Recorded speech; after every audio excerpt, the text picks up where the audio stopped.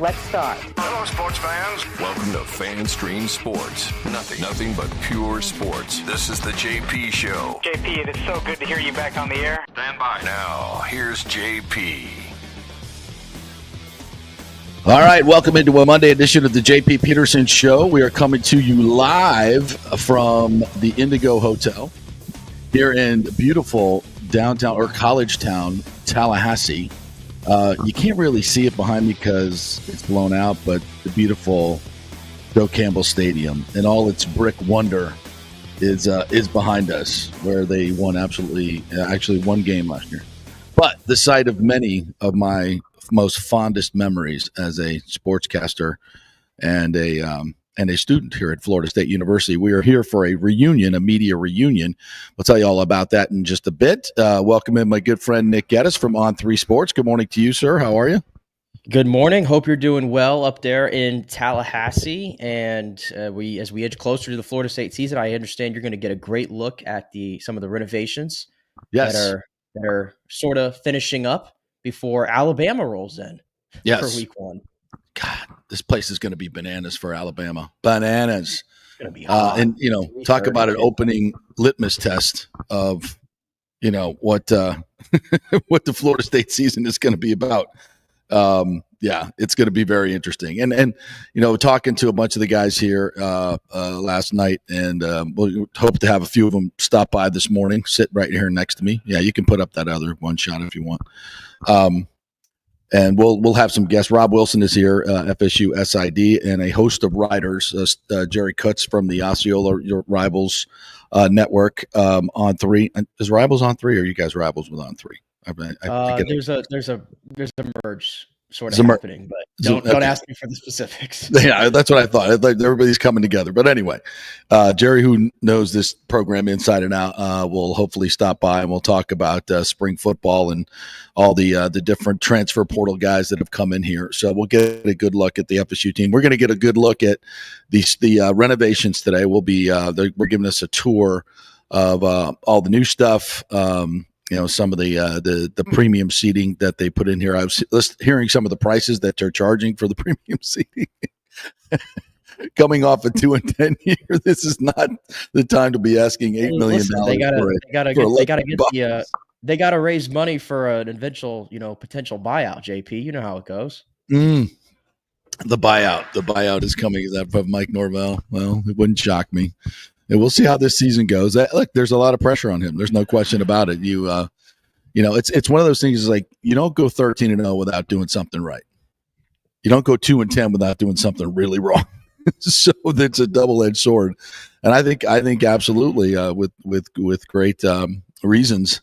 His job is very much up on the line. I don't know about this year. I don't think anything's happening this year. But I would say. If things don't go well this year, if they don't win at least 8 games, then I think he's very much the following season will be on the chopping block. But we're going to get to all the Rays stuff, guys, here in just a minute, and then we'll talk some FSU football as warranted. And I just want to real quickly, though, say what we're doing here is it's basically a reunion of a lot of the folks that covered the team in the 90s and the early aughts, the glory years for Florida State, late 80s, early 90s, when Coach Bowden was here and this program was really humming. I mean, it was the best program over a 14-year span in the history of college football. Nobody has ever finished in the top 5 14 straight years. I don't know if that'll ever be duplicated, to be quite honest. So it was the golden age. And, it was interesting. We were talking about this because some of you may know some of these names. David Whitley, Bill Valona. These are all writers and columnists that were living in Tallahassee covering Florida State. So back in the day, every major newspaper in Florida had a beat writer covering Florida State sports here.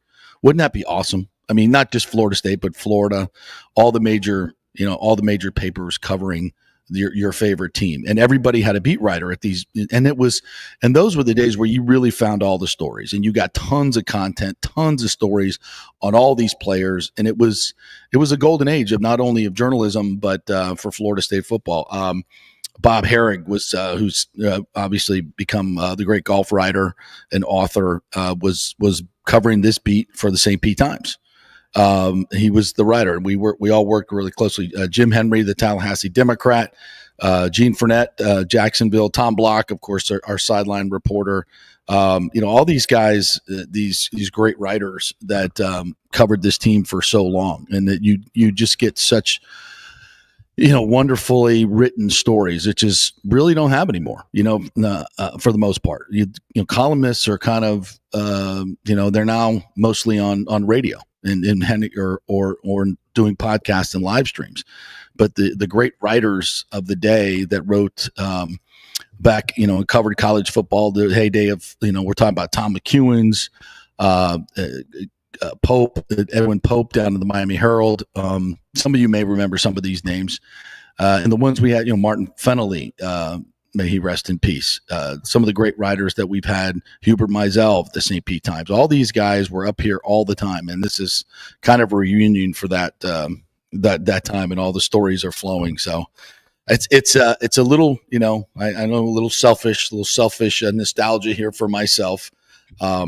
But hopefully some of these stories that we'll share today you will enjoy going back in the past, and we'll probably talk a lot about Coach Bobby Bowden. But let's get to the Rays, shall we? And because my partner here, Nick, has been chomping at the bit since the news came down. Was it Thursday? Was it Thursday that they sent Chandler Simpson? It was Friday. Thursday, Friday. Yeah. Because it was after our show. I'm just going to give you the floor first. I did a video over the weekend that made the rounds, so to speak. So let me give you the floor first for your take on Chandler Simpson going down. Yeah, right after Topkin reported this, that Chandler Simpson was going down and Jake Mangum was coming up, I immediately put out a Twitter post saying that this was a bizarre move. And I pointed out that Chandler Simpson has swiped 19 bags this season, and he didn't even come up till like 20 or 21 games into the season, by the way, and was still second in Major League Baseball in steals, hitting 285. The average was actually, I think, over 300 over his last 16 games before he would sit down. And I said, I just don't get it. And what I should have said is, I get why the Rays are doing this. I get their explanations in theory, right? Christopher Morel has no options. Cameron Meisner, even though he's cooled off considerably at the plate, has been a plus defender for you in center field. Jake Mangum, when he was up, was a similar type of spark plug, like a Chandler Simpson, and became a fan favorite. And I have no problem with Jake Mangum coming up. Let me put that out there right now. This is not against Jake Mangum. And by the way, this weekend, he proved why he deserves to be up with the big league club. My issue is the Christopher Morel part of this. He's got no options. I understand. You traded an all-star third baseman because you really loved Christopher Morel and you were trying to get him for years, and that's fine and dandy. But Christopher Morel has been with the Rays now for 95 games. 95 games. What have you seen in those 95 games that tells you that this is a good baseball player? I understand that if you want to cut ties with them, you have to DFA him, and that opens up the possibility that some team can pick him up and try to fix him. Let them. Like, good luck with that. At this point, I don't care what he does in another uniform. I care about what he's doing in a Rays uniform. What is he doing to help you win baseball games? The answer is nothing. The answer is absolutely nothing. Oh, he's supposed to hit for power. Really? He's hurting you. He's hurting you by being in the lineup. 333 at-bats with the Rays. 6. I heard Eric Neander talk about, well, Chandler Simpson's just not putting the ball in play enough. He's just ultimately not doing this enough. Oh, really? Last time I checked, I can look at numbers. Christopher Morel has 11 RBIs this year for the Rays. How many do you think Chandler Simpson has, JP? 11. 11, correct.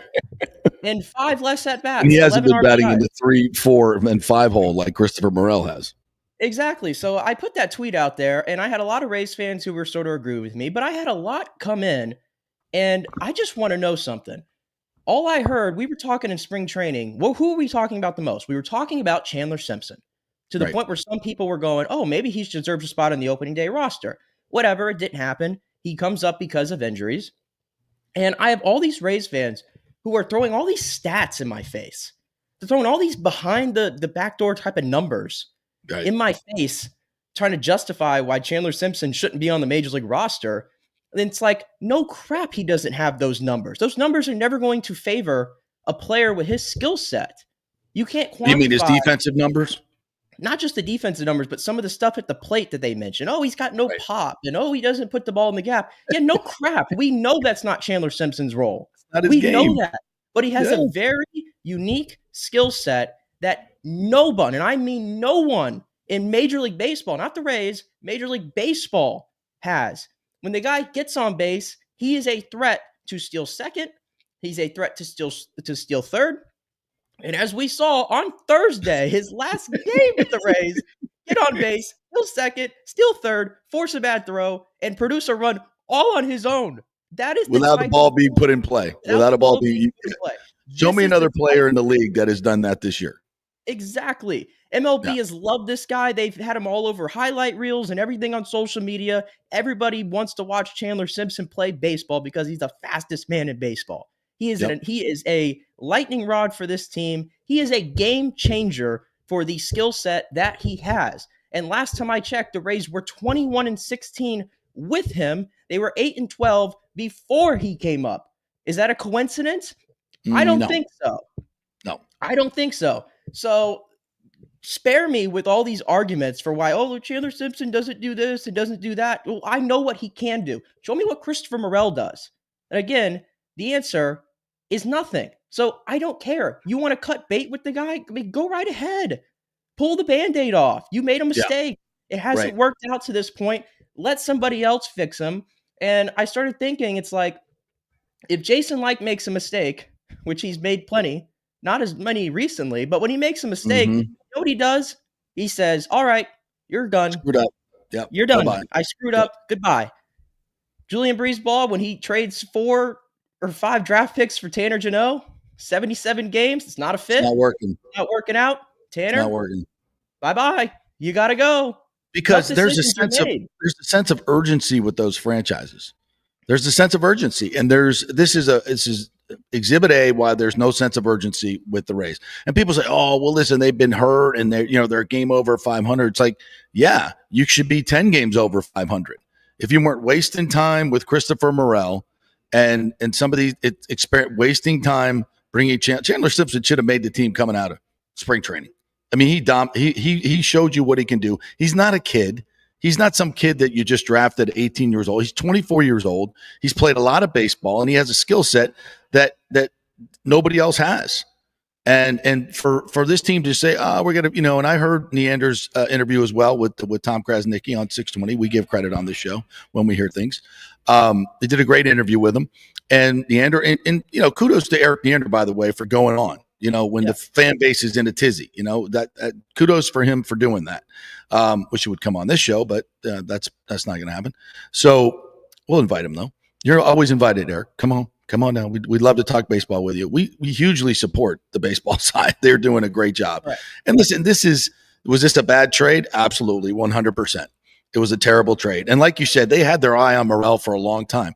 But as I've said many times, Neander goes into this with 2 hands tied behind his back. He's got to if he thinks he has to trade Paredes because he's at the height of his value and people are going to catch up with him because all he does is hit bombs to left field. Okay, at least you got to put some trust in their baseball acuity that they've done a great job.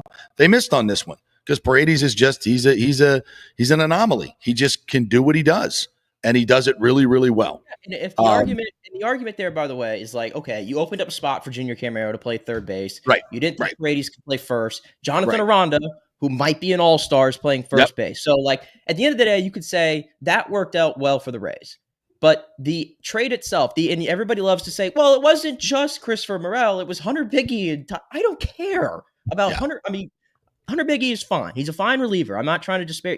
I'm really not trying to throw dirt on him. But the main part of that trade was Christopher Morel. And that's the part that's not working out. That's the part that I care about. And I have to question, how much confidence do they even have in Chris Morel? Because if you haven't noticed, while the Rays have been winning games and getting themselves back into the playoff hunt to where before this series started, they were a game out of the final wild card spot. second place in the AL East behind the New York Yankees. Christopher Morel wasn't playing. That's right. Like, he was barely playing. Like, Chandler Simpson was playing because he's a huge almost liability. every day. And it was to the point yesterday, GP, in a 1-0 game. It's 1-0 in the ninth inning. And here comes Josh Hader. Josh Hader is a fantastic closer. We know that, okay? But Taylor Walls had pinch ran for Jonathan Aranda late in that ball game yesterday. Right. And of course, as it shows, Taylor Walls then has to hit in the ninth inning. Mm-hmm. There's a lefty on the mound. Yeah. If they had any belief in Christopher Morel, right, why didn't they pinch hit Taylor Walls? Yeah. For Christopher Morel in that spot, if you had confidence that at any one swing could change the ball game yesterday, they didn't do that. The only reason why Christopher Morel had to come in and eventually face Josh Hader was because of the stuff that happened, and the umpire was on a power trip and decided to eject Taylor Walls, which I'm sure we'll get into that because that has a whole story behind it. Mm-hmm. But then now Christopher Morel comes up, and what does he do? He gives two of the worst swings I have ever seen in my life. Like, non-competitive. It's like, I don't know what we're doing here. I want to put the best 26 on the field. And you cannot convince me that Chandler Simpson is not one of the best 26 on this roster. He was helping you win baseball games, and he does, and one other player does not. But yet again, it's just so funny to me. I have so many Rays fans who were like in my mentions, and I saw them all over Twitter this weekend. And it's like they're justifying this. And it's like, I had someone say, oh, well, Chandler Simpson's terrible at baseball. Oh, my God. What are you watching? And it's like, first of all, y'all tweet about this guy every single game because he does something so cool every single game. But then when he gets sent down, it's like, oh, well, he wasn't really that good, guys. He wasn't really that good. Like, where did this come from? All of a sudden, Chandler Simpson can't play baseball, but you've been tweeting about him and falling all over him for the last month and a half. So which one is it? Are you just holding the Rays water like they're just above criticism? They're a damn good front office, and we give credit to them when they do great things. But this is not a good move. This Max is trying to justify the trade for Morel. And that's the only thing. That's the only thing it is. And you can say, well, Chandler Simpson needs to go down and work on his defense. First of all, if he's going to play outfield at the major league level, he needs to be playing in the major leagues and learning the sight lines and the lights and everything else of these major league ballparks, because that's how you learn to get great jumps. And you learn the idiosyncrasies of Fenway Park and this Astros park as well. All these different outfields that you have to learn. You're not going to learn that at Durham. And so working on his defense, he can do that at the major league level. Not that Morel is a great defender. I don't think. And by the way, all these defensive analytics, a lot of them are subjective. And I've watched Chandler Simpson play outfield. I can't remember, with the exception of maybe two plays, that I can remember where he didn't get a great jump or he did something where I'm saying, you know what, he could have done that better. But he'll learn. He's got a great skill set. He will learn to get on base. I mean, going down to Durham, you got to work on your on base percentage. You can't do that at the major league level, where you actually where you're going to have to, it's a different strike zone. There's different pitchers. And it's not like we have this overwhelming, look, Meisner, Mangum, they've played some good baseball. There's no question about it, but they're not all stars. They're not all stars. And they're going to have their ups and downs, which we've already seen. Hot starts, and then dry periods. So listen, to me, it's about Morel. And it's about Chandler Simpson, and it's about trying to justify that trade. And I don't care how long he stays on this roster. He's not going to get hot and increase his trade value. You just look at the way the kid plays. He's a nice young man. Christopher Morel is a very nice young man. I understand he's a very hard worker, and he's mentored Caminero. I understand. Yeah, that's what I was going to say. Like, I understand. I understand he's very good friends with Caminero. You got to be able to play the game of baseball. That's your primary job, and he can't play.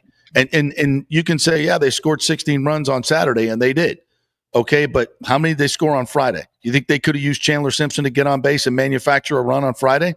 Yeah, that would have helped when they lose 2-1. How about yesterday when Taj Bradley pitches a freaking gem, 10 strikeouts? He was unhittable, and you're off his uniform, baby. Yeah. You can't scratch out a run. Would have been helped to have Chandler Simpson in that situation? Hell yeah, it would. A guy that can manufacture run, put pressure. And the thing is, it's just not about Chandler Simpson's numbers.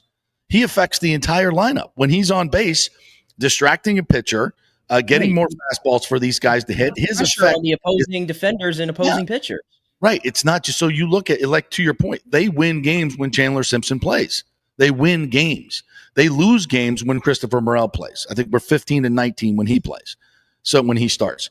So I don't get it. Nobody gets it. I understand what Neander's saying. These are all nice things. Oh, he can work on these. He won't be playing a lot at the major league level. Why not? This kid, to me, should be playing every day and be at the top of your lineup or in the 9-hole every single day because of the way he affects the entire game, not just his individual stats that people want to look at. And if you look at those stats, they're across the board 10 times better than Christopher Morel. Like, it's not even close. If you want to do apples to apples, and then if you want to say, how does he affect the game as a whole? No question that he makes the entire lineup better by his distraction on the base pass. We've seen it. So it's one of the, and not that this should be a huge part of it. And in evaluating trades and things, you shouldn't be thinking about the fans, right? But this team never thinks about the fans. And this is a guy that has created so much excitement. At some point, it is entertainment. It is entertainment. And unless you have a clear-cut decision that you're making that is clearly, from a baseball standpoint, way better, which is not. It's just the opposite of that. Then you can't make this move. Pisses off the fans, pisses off. And by the way, I talked to a guy who played in the leagues for 10 years who texted me, was like, damn, can you believe they sent Chandler Simpson down? I said, so I called him. I said, what kind of effect do you think that has on the club, inside the clubhouse? He goes, oh, definitely. Guys are like, what the F are we doing? They lose confidence and they understand what this subtext is about Christopher Morel. And they're like, we're trying to win games here. And this is not helping us win games. You're taking away a weapon. So it affects the clubhouse as well. And I don't care how good your chemistry is, when guys get sent away that are helping you win and you keep other guys start rolling their eyes. And it creates ill will in the clubhouse. So there's a lot of stuff that happens when you I just don't understand. It's like, again, like the Rays a month ago, we were looking at them going, middle of the road baseball team, maybe even below average, nothing to write home. It's going to be a long summer trying to watch this team play baseball and try to score runs. And then all of a sudden something flipped, and it's not just Chandler Simpson. I don't want to say that all the success is him. I mean, clearly there are other guys in this lineup who have started to pull their weight. Caminero being one of them. And Josh Lowe coming back from injury. Look at how much he's raised the floor of that lineup. And there's some Ha-Seong Kim now just went on his he had his first AAA game yesterday, I believe. So he'll be here in no time. But also then people will go, well, we'll see Chandler Simpson again. He'll be here soon. Will he? Because the Rays just told me by their actions that Cameron Meisner is ahead of Chandler Simpson in their mind.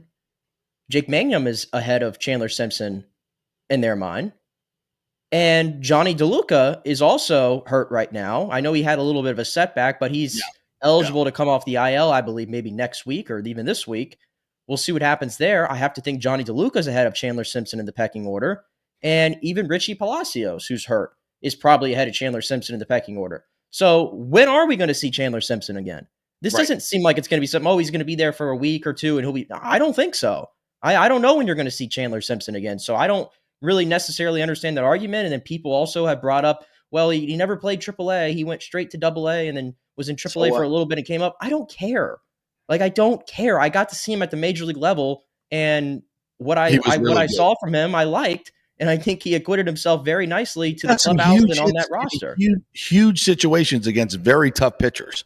We've seen this. This guy, can you really look at him and what he did, hitting 285 overall and stealing 19 bags and say, oh, he's not ready for the major leagues. Are you out of your freaking mind? And by the way, it's not like he's only struck out 14 times.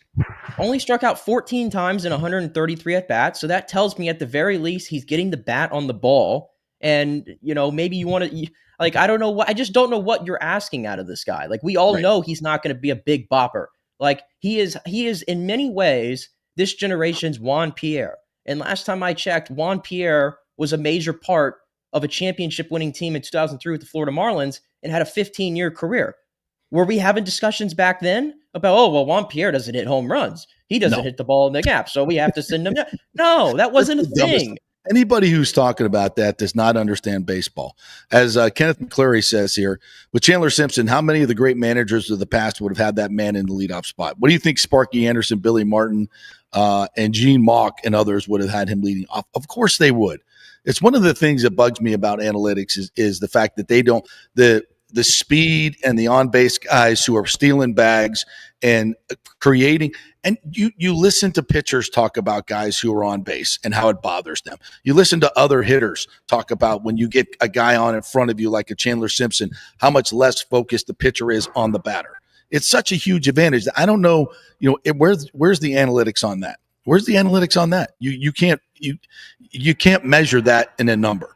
All right. And that's what Chandler said. The number you can measure, do they win when he plays? Yes, they do. Yes, they do. At a better clip than than he doesn't play. That's all I need to know. And I can see it with my eyes when I watch him play. All right, so let's move on to something else. And we do need to mention Caminero, who was absolutely on fire. 13 RBIs in the last 5 days. He had 13 RBIs in an 18 at-bat span. Is that good? Well, pretty good. He had more RBIs this weekend than 13 teams had runs. How about that?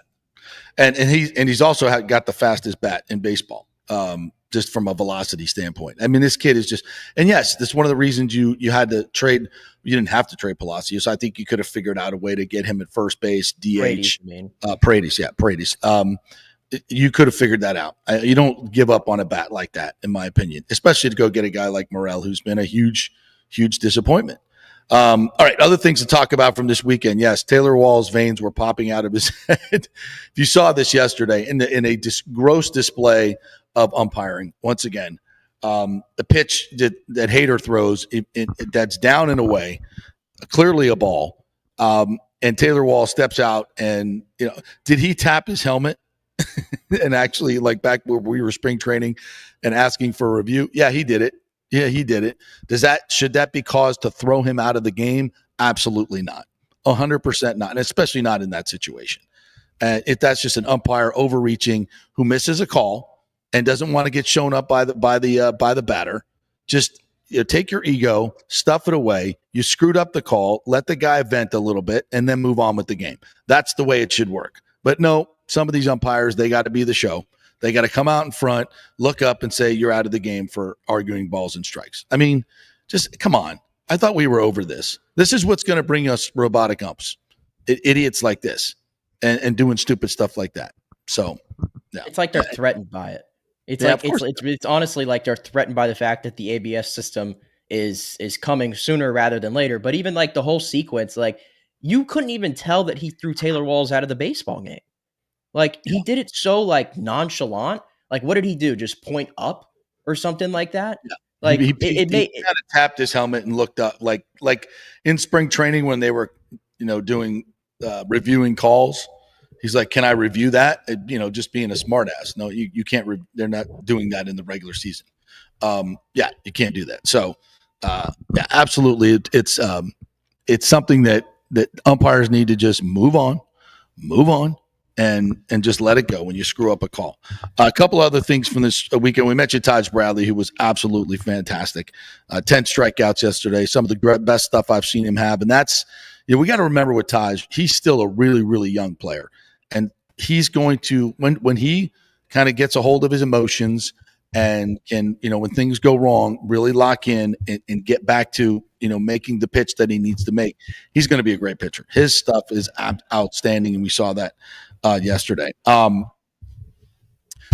We mentioned Junior Caminero. A couple off the field things. I think. By the way, I think we lost Nick for a second here. We'll get him back in a second. A couple off the field things I know you guys want to talk about. The Rays had this pre-construction yard sale at the Trop this weekend. I don't know what the hell pre-construction we're talking about here. We're talking about rebuilding the roof, pre-construction on the Trop. I mean, we haven't really even, the city will look at that this week and try to decide how much money they're going to spend on the Trop. It's a whole nother discussion, by the way. Are they actually going to do this? We shall see. And by the way, they don't want to do it. They don't want to do it. They're being forced to do it by the Rays, who obviously have other options at this point. I don't know if you saw that, but the mayor, Jane Castor, was speaking on Friday in Tampa, and someone it just kind of actually unannounced, she said this about the Rays. She said the Rays are going to have new owners, and we're going to be ready for them to call when they want to build a stadium in Tampa. So she knows what I know. She knows what many of us know, and what I've told you, that this there is due diligence when it comes to a sale. All right, they put you the thing called a data room, where you go in this room and it's closed off, it's confidential, where just the people that are working on a sale the accountants are able to go in there and look at the numbers. Now, you can only imagine what that's like when you're dealing with Stu Sternberg and the Rays. You go back and look at the lawsuit, how he absolutely abdicated and fraudulently, according to the lawsuit, abdicated his fiduciary responsibilities to his partners, screwed him over allegedly, so much so that he had to settle the lawsuit with a huge number. So those. Can you imagine if you're in this data room and seeing all this stuff that you have to trust and verify? That is absolutely crucial to what the purchase price of this is going to be. All these numbers and details. It's a laborious thing. And if I'm trying to buy this team, I don't trust Stu Sternberg in these numbers whatsoever. So there's going to be a lot of back and forth on verifications of this numbers. Point is, this stuff is going to take time, and also he's at the same time likely negotiating with the city to have some type of settlement so the city doesn't have to rebuild Tropicana Field. The city does not want to do that. They've said that. So we don't have to. We don't want to. We have to contractually. They don't want to deal with the Rays. They don't want to deal with this. They want to move on and develop the site and make a hell of a lot more money and do a lot more good than a baseball stadium would on that site. So there's a lot of stuff going on behind the scenes now, but I think that's another crumb from the mayor that tells you that things are going on behind the scenes, that there are owners that want to buy this team, prospective owners that want to buy this team, that have the money to do so, and are working on a stadium solution in Tampa, and may have already found their spot and are well working towards what they're going to get done in the stadium area. So again, all this noise and, the column that Romano wrote about Orlando, I thought, he was spot on in the fact that as much noise as Orlando was making, this is stuff that we talked about. And this is nothing, I'm not trying to be rude to the fans of Orlando. They want baseball. It's awesome. They're very enthusiastic about it. They don't need to be taking shots at Tampa Bay, but they do. But whatever. The thing is, they have no public money that has been allocated to this. They have a site, but it's owned by the city or Orange County, and they have not said, yeah, we're going to give it to you. They said, we need to see the numbers. So there's no rush from public officials to give away this land. And how are they going to pay for it? Where's the public dollars? None of that has been allocated or even presented to the Orange County board. You have one guy who says he's got $1.5 billion to buy the team, which isn't even enough to buy the team. You have John Morgan talking. So all this stuff, like I've told you, it's a bunch of noise, and it means nothing except they're trying to get their ducks in a row to get an expansion team if the Rays were to move, and that's not going to happen, or go after the Rays. And I don't see Major League Baseball, as much as they've committed to the Tampa Bay area, as many times as Manfred has said this, the fact that he told the players there's a solution in Tampa Bay, I don't see it ever going to Orlando. But, people are going bananas about this, and articles are written and all this thing. It's just noise at this point. And until they do something concrete like Portland or some of these other places have done, where they've actually allocated money for an expansion team and have a site and a design and money that has been allocated to it by the public officials, there's really nothing there. So I wanted to deal with that too, because we got a lot of questions on that over the weekend. And I mentioned the sale, the pre-construction sale. So evidently, the Rays, there's so many people pissed off about this. And once again, thousands of Rays fans show up to something and it's poorly run, and they end up pissing off the fans because they didn't staff it enough. They let the early people come in there and take literally moving boxes worth of bobbleheads and hats and shirts. They were supposed to be limited to one bag, $20. You get one bag, as much as you can in the bag, which was a really cool thing for the Rays to do. But they didn't staff it. They didn't have any security there. They didn't have anybody that was, enforcing that. So the greedy people went nuts and took all the stuff. And most of the people that lined up in the heat and in the rain got squat.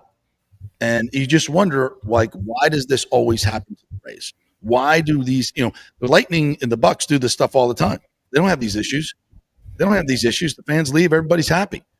But every time the Rays do something like this and they try to do it on the cheap, and I'm not, listen, like the guy on Twitter, our friend Justin, was coming at me like, my one of my family members works for the Rays and they were there and they were working hard and you're disparaging. No, I'm not disparaging the hardworking people and the staff who were once again put in a horrible position by ownership and management because they didn't staff it well enough or enforce the rules. Those people don't get paid enough. They're probably unpaid interns for most of them. But they don't get paid enough to be enforcing this stuff. You need to have security. You need to have people. You know what people are going to do. They're going to try to be greedy. You got to enforce this stuff and make sure everybody comes through the line. It's just, run your events well, staff them well, and things like this don't happen. But of course, with the Rays, it turns into be. It's not even surprising. Like, you just expect that something bad is going to happen at these events.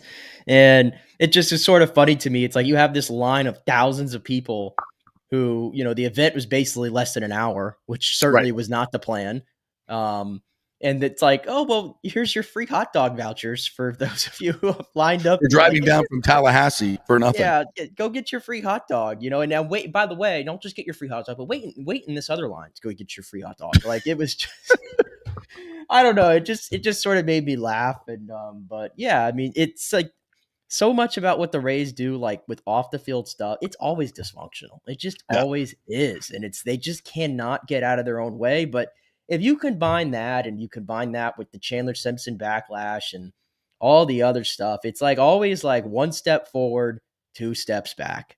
Yep. And when it comes to like building goodwill with your franchise, like it feels like it's such a struggle for this franchise to build goodwill with this franchise. Or with these fans, rather. It's such a struggle. In a week, you had that debacle, where all these fans come out and get screwed over. And you have the Chandler Simpson thing. And all the while, the team's playing some pretty good baseball. And you want to sit there and talk about the team and the baseball, but they never let you. They never let you. Friday, that's all we were talking about. It was like, wow, the Rays are really playing some good baseball. And like, I do want to spend more time today and talk about, the good things they're doing because they absolutely deserve it. But it's just there's always something that happens. Like I said, there is a cloud hanging over this franchise constantly. Yeah. There is just a cloud hanging, and we know who it is. We know what it is. And until that cloud goes away, we'll never have the great vibes of this franchise back again. I want to talk about some of the other parts of that and talk about the baseball team too. So let's take a quick break. We'll come back on the other side. I believe we're going to have some guests here as well. And we'll get into some of that chat as well. We are brought to you by the Jeeves Law Group, JEEVES lawgroup.com. If you're involved in an accident, you got to call them. They will take care of you. Everything you need, JeevesLawGroup.com. They are local, they are trusted, and they get results. Go to JeevesLawGroup.com and OnSiteConstructionFL.com.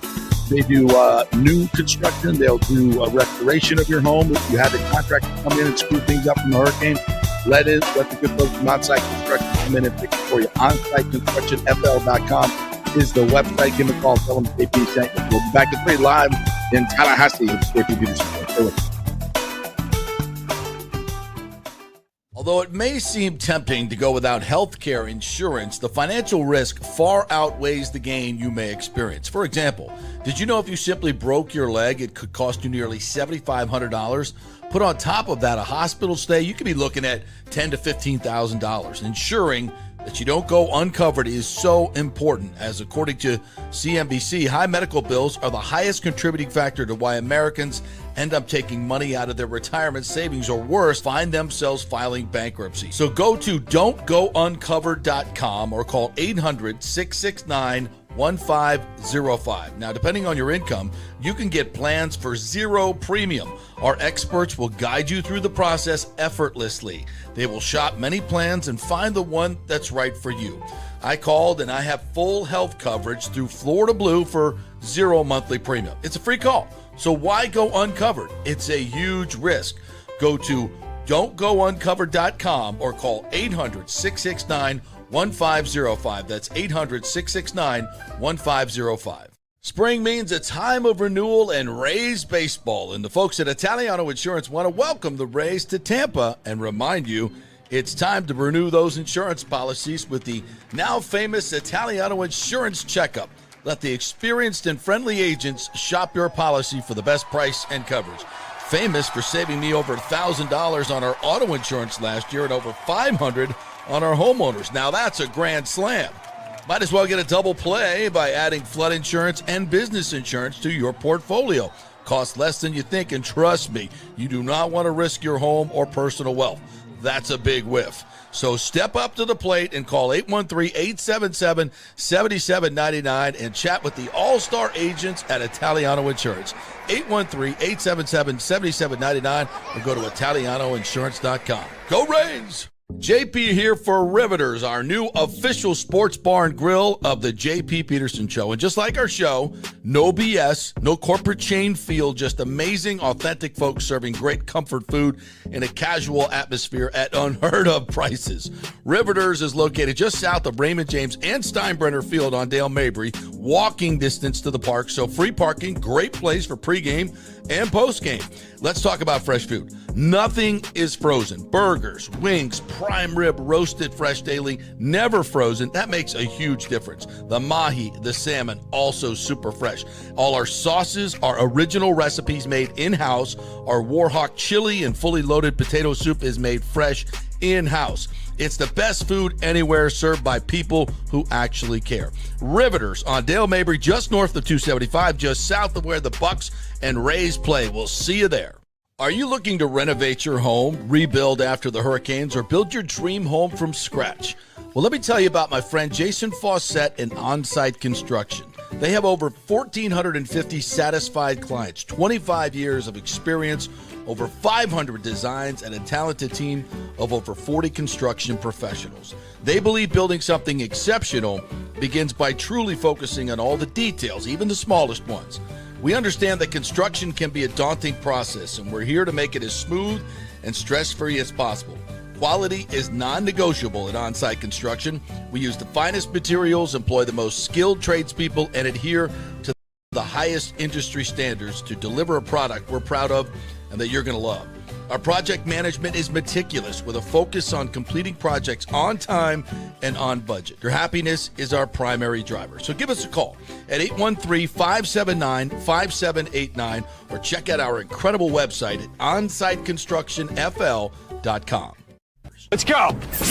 Right now, back to the show on FanStream Sports. All right, welcome back to the JP Peterson Show. We're coming to you live from Tallahassee. You can't really see it behind me because it's kind of blown out. We do have and bringing back great memories of when FSU used to be great. What's up, Dano? You want to sit down for a second? Dan Pearson joining us right here, former assistant SID at Florida State University. Here, pop that. Pick up that mic right there, partner. Thank you for joining us, by the way. Hit that two-shot, Nick, if you can. The magical two-shot. How are you? Doing great, Jim. How are you doing? Put that up closer. Okay. Yeah. I'm doing great. How are you doing? We're good. Thank you for joining the JP Peterson Show here live from Tallahassee. We worked together back in the 90s when things were much different in college football, to say the least. What are some of your favorite memories of Coach Bowden? I'll tell you more than anything, I think those 7 years, just being able to work with both Coach Bowden and Coach Martin.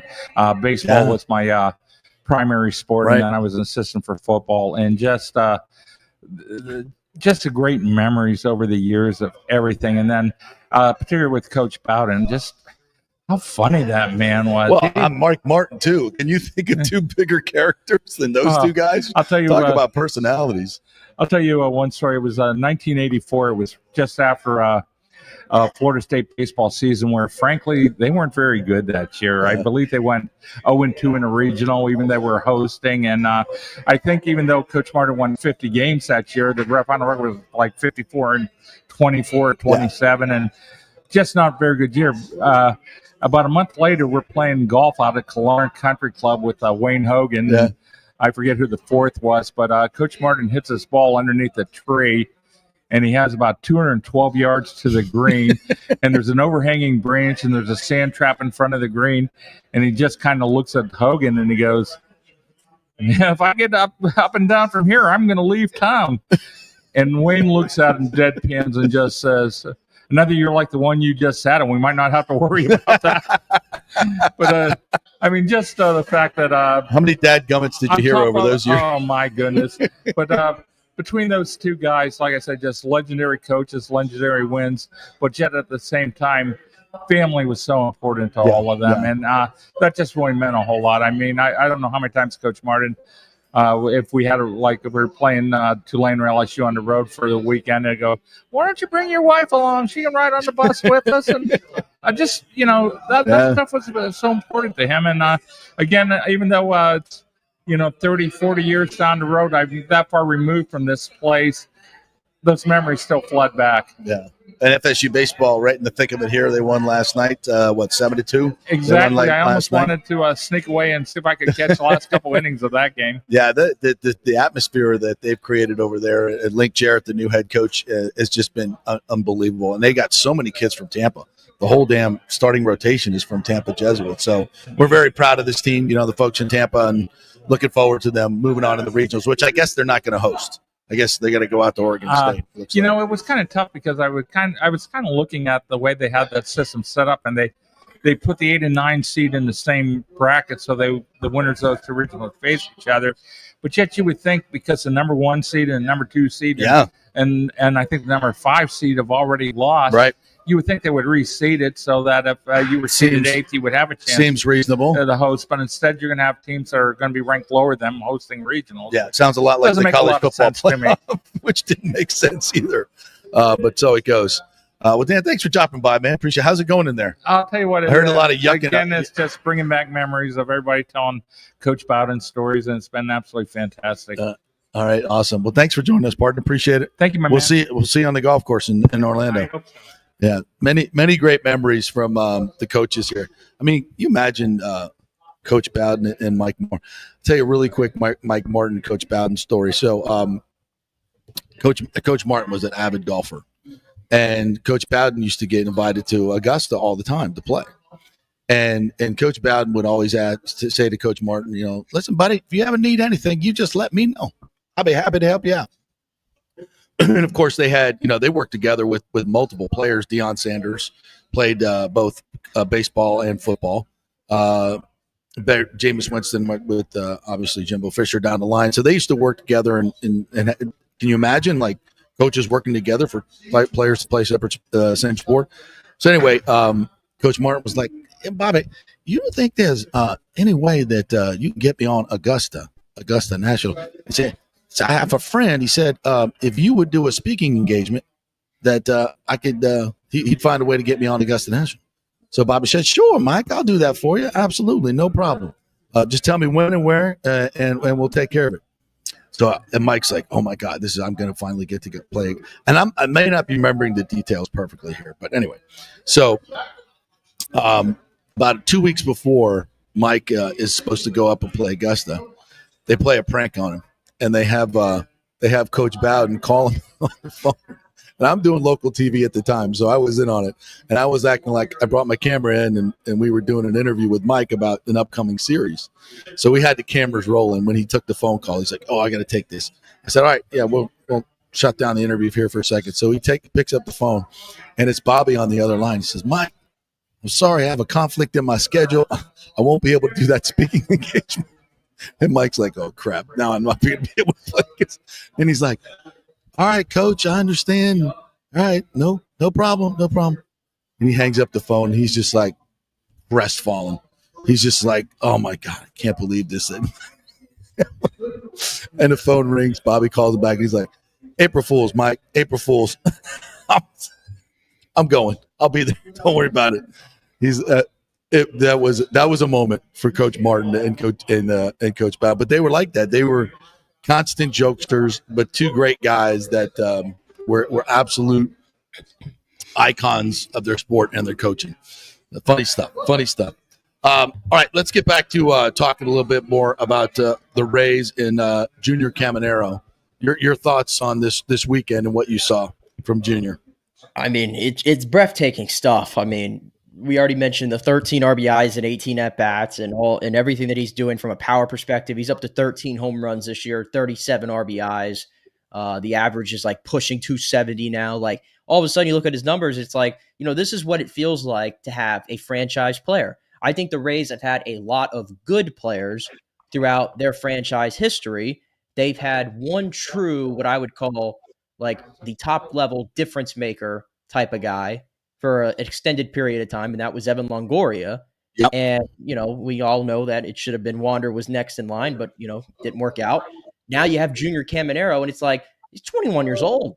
21 years old, and we've talked about it this year a lot. He's being tasked with some of the impossible of being the guy in this lineup. And now that you see he's starting to get some help around him, it is just helping his game tremendously. And I think if he just narrows down some of the swing mechanics, we talked about how it felt like he was changing the stance a lot a couple weeks ago when he was sort of struggling. Something flipped on this past homestand at Steinbrenner Field, the place where the Rays finally learned how to win baseball games with that 7-2 homestand they had going into Houston. It's like, this is what a franchise player looks like. It feels different. It's must watch every time he's at the plate. Is he an elite defender? No. He's probably, average, or, I know some people will probably say maybe he's below average, but at the plate right now, he's as dialed in as you could possibly get. I think he's put himself in the all-star conversation. There's no doubt about it. And this is a guy who the Rays, it's been a very popular thing, and the Rays had done it with Wander, and other teams have done it as well. It's like, get this guy signed long-term now. Get him signed long-term now for a deal that you can manage to where you're not going to have to overpay for what you're not comfortable doing later. So I think it has to come down the pike at some point. But yeah, he's must-watch television for this team, and he's a big reason why they've clawed their way back into the playoff hunt. Yeah, I think there was a story that he reunited with his hitting coach in the Dominican Republic, and they just fixed a couple of his mechanics. It's amazing how that can help a player, and then he gets the confidence going. And I think also the thickening of this lineup has helped him out tremendously, because I think he's seeing a lot more hittable pitches because he's a little bit more protected in the lineup now. They had 4. I couldn't believe this. Brian Anderson said this on the broadcast yesterday, that they had 4 games this week where everybody in the lineup had at least one hit.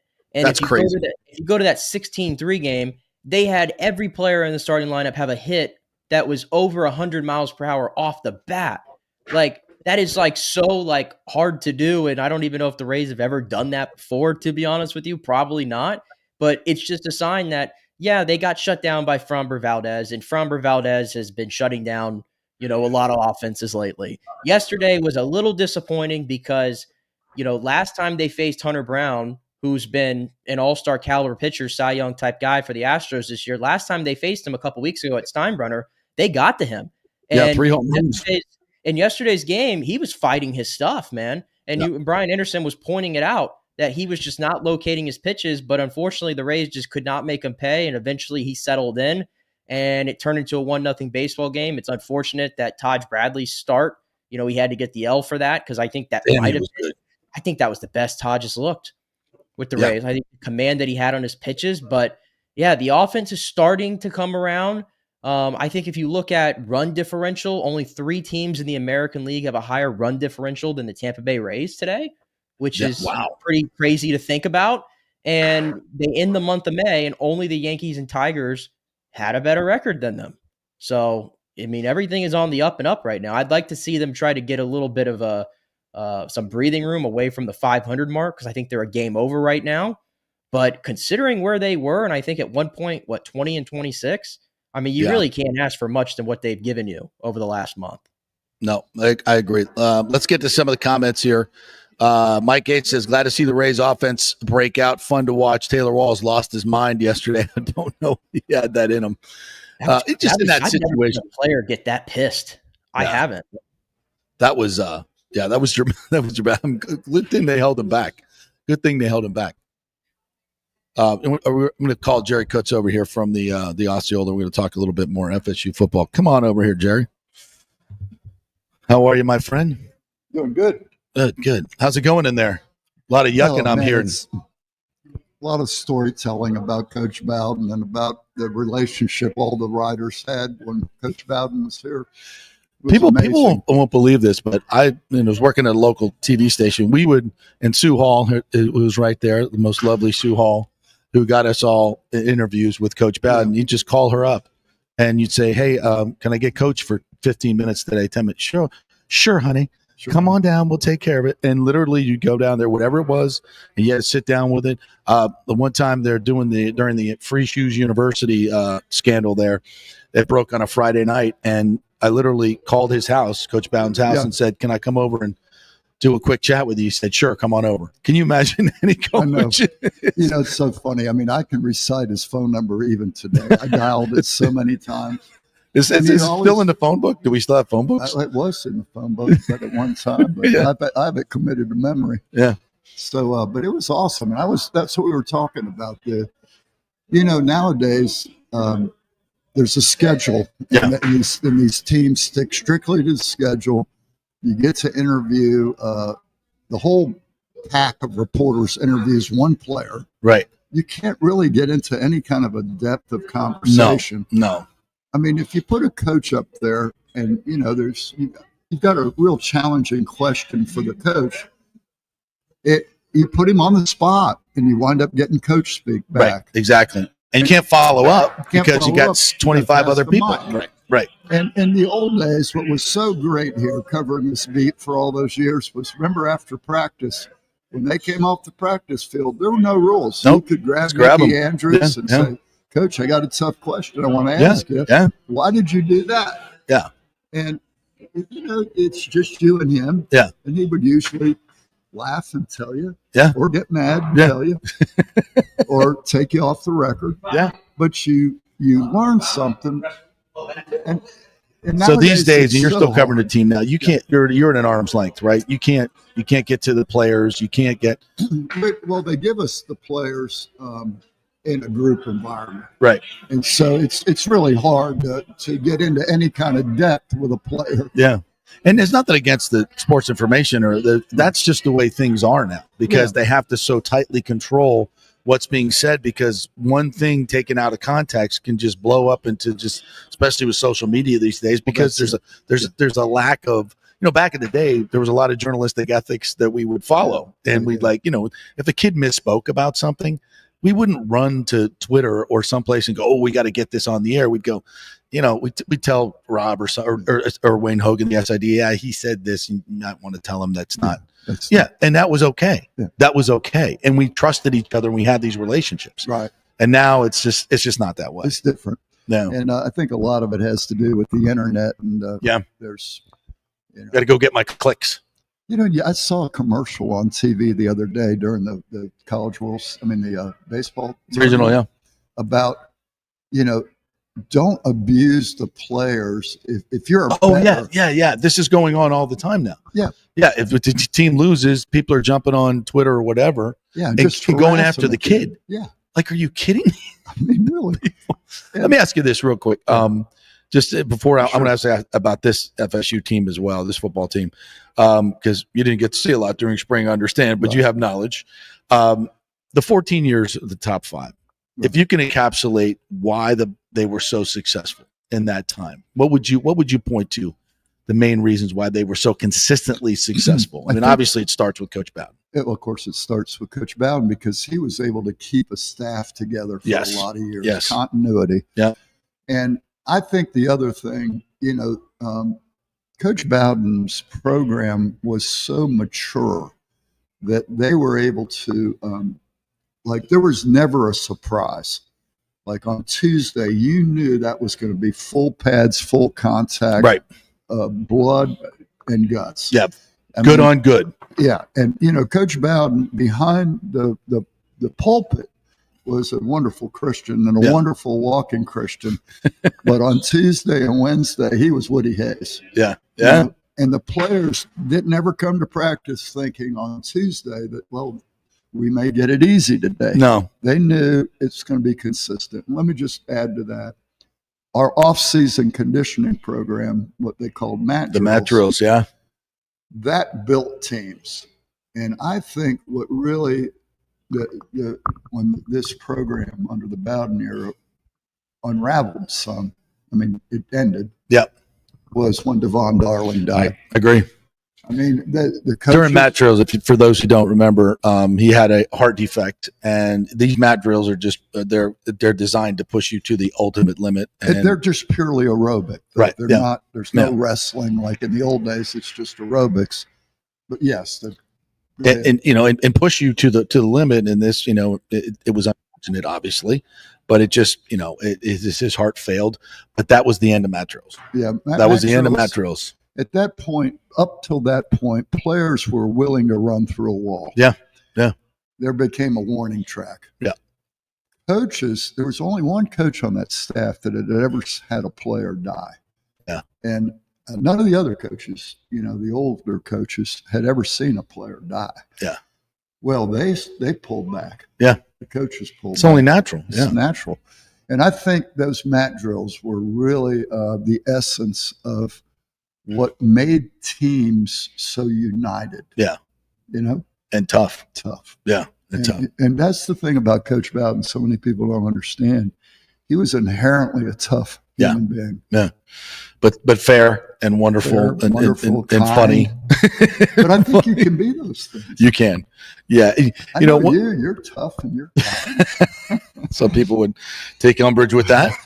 One of my favorite Bowden stories is this was after one of the wide rights or wide lefts, one of the tough losses to Miami. Yeah. And you remember during that time that Miami, and has since come out, the whole, what was going on down there with the 2 Live Crew and the whole, all that was going on, all these NCAA violations, all these things that were going on with paying players, et cetera, et cetera. And Coach Bowden, the entire coaching staff knew exactly what was going on because they would lose players to these guys, Exactly. And, but never talked about it publicly. No. Never talked about it publicly. And would have to sit there and endure these heartbreaking losses time after time after time. And it was one of these moments where he just, I was like, Coach was not in a good mood this particular day, which was rare.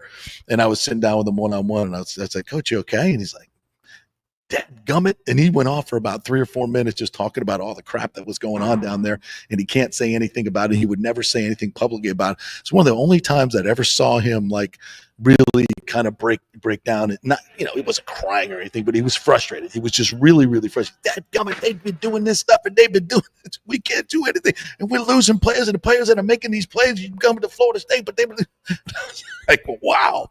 He did that one time. Did you ever hear him? Yeah. One time, and it was in public, but it was.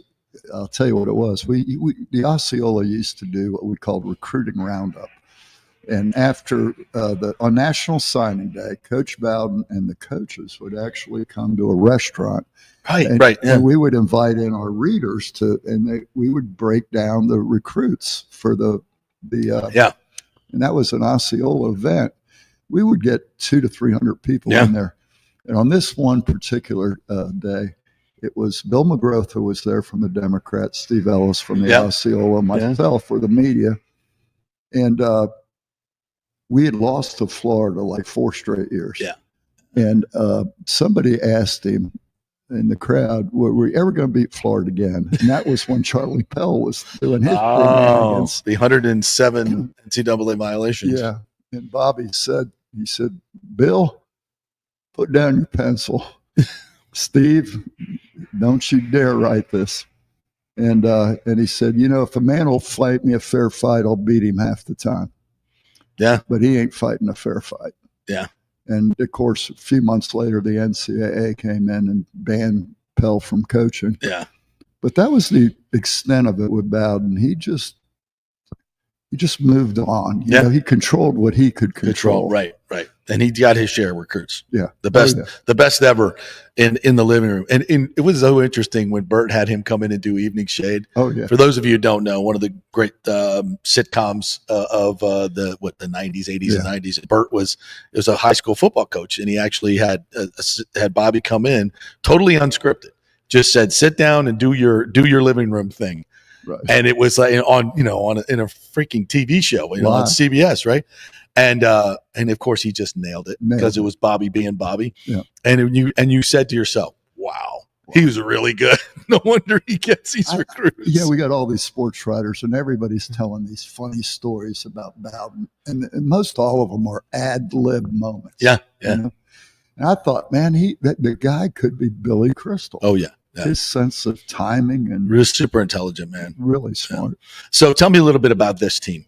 I mean, obviously 2-10. You and I were trying to discuss last night and figure out what the hell happened. Nobody knows. I mean, we know, but it's just a confluence of a perfect storm. The year before, everything went right. Yeah. Last year, everything went wrong. Yeah, I've had a couple of theories. One of them was, if you remember after the 2022 season, Travis could go pro. Yeah. Right. And he was going to go pro. And with him was going the running back, Benson, Johnny Wilson. Yep. A couple other guys. And then Jared Verse. Yeah. And Travis decided he was going to come back. And he was the Pied Piper. Yeah. And all of a sudden, and there was NIL involved too. Yep. We had a influx of NIL. And so they were able to bring back, I think there were 5 guys that decided to stay for the 23 season. And that 23 team had 5 of its own. Yeah. So we played that 23 season with 10 guys that were drafted into the NFL. Yeah. So not only did you lose a tremendous amount of talent in 23. They're all your playmakers. They were your playmakers and they were your leaders. Yeah. They were the bell cows. Leaders. And that 24 team, one of my favorite quotes of all time in sports is I went to Wayne McDuffie, who was a great offensive line coach. Yeah. Toughest guy. He reminded me was of the son of a Eastwood. He was Clint Eastwood. Looked like him, acted like him. Yeah. And tough as nails, coach for the Atlanta Falcons, coach for Georgia when they had Herschel Walker. Yeah. And he, and then later he coached for Georgia again. But I walked in there, and that team that he was coaching lacked leadership on offense that year, way back. And I went in there and I said that to him. And Wayne never laughed, but he laughed so hard he was crying. It was embarrassing to me to ask a stupid question. Right. And he goes, Jerry, don't you know there's never an absence of leaders? In the absence of good leaders, the turds take over. Right? Now, that's such a Wayne McDuffie thing to say, too, if you do the man. And so I kept looking last year on this team. I was looking for the bad dudes, the bad leaders, and I never found them. There were no leaders. It was DJ was not a leader. The closest to no leadership I've ever seen among the players. Yeah. It was every day at practice, and we were there 3 days a week. At that time, they allowed us to watch the practices. It was totally a coach-led team. Yeah. And anybody who's played sports knows you can't have that. You can't go very far with that. You got to have people on the field that, one of the best I've ever seen do that is the great Derek Brooks. Derek Brooks knew the moment, and he would explain the moment and make the moment to everybody on the field and know, because there's just times in a football game where you got to make a play. Yep. And that's the difference between winning and losing, especially in a championship, at a championship level.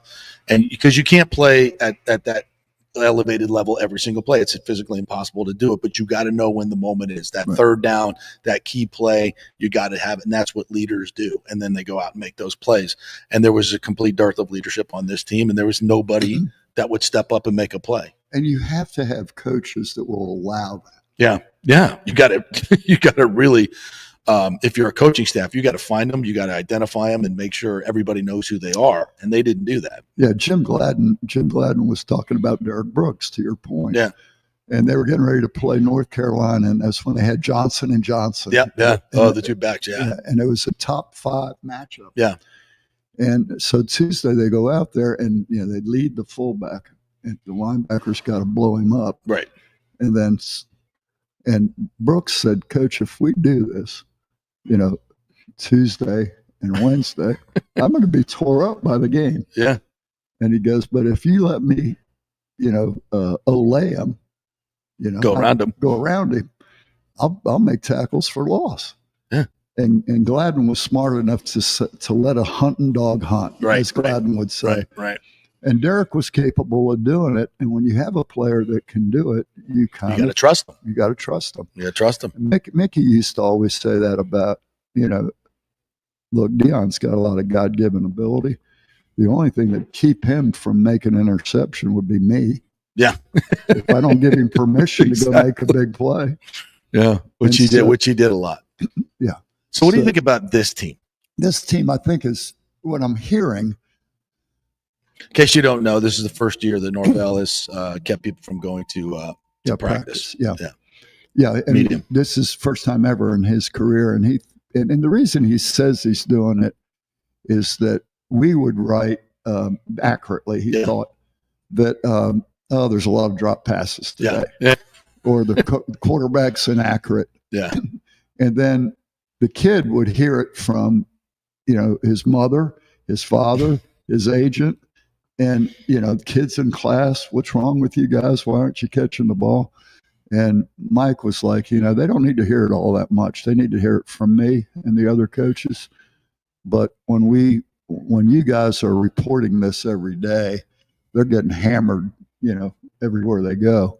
So he's trying to, his belief is they're taking some pressure off the players in that respect. But what makes it hard as a reporter is you don't really know exactly what's going on. But let's talk to the positive. We still have access to information and the coaches. And I like the changes that Mike made with bringing in Malzahn in hand. I do too. I think they're old school and I'm old school. And I want to see some more blood and guts on Tuesdays. Yeah. I want to see, you cannot expect the defense to play, be accurate tacklers on game day if all they do is thud on Tuesday and Wednesday. Right. You have to tackle to the ground at some point. And I've seen some of those drills that they put on video, and it's ugly.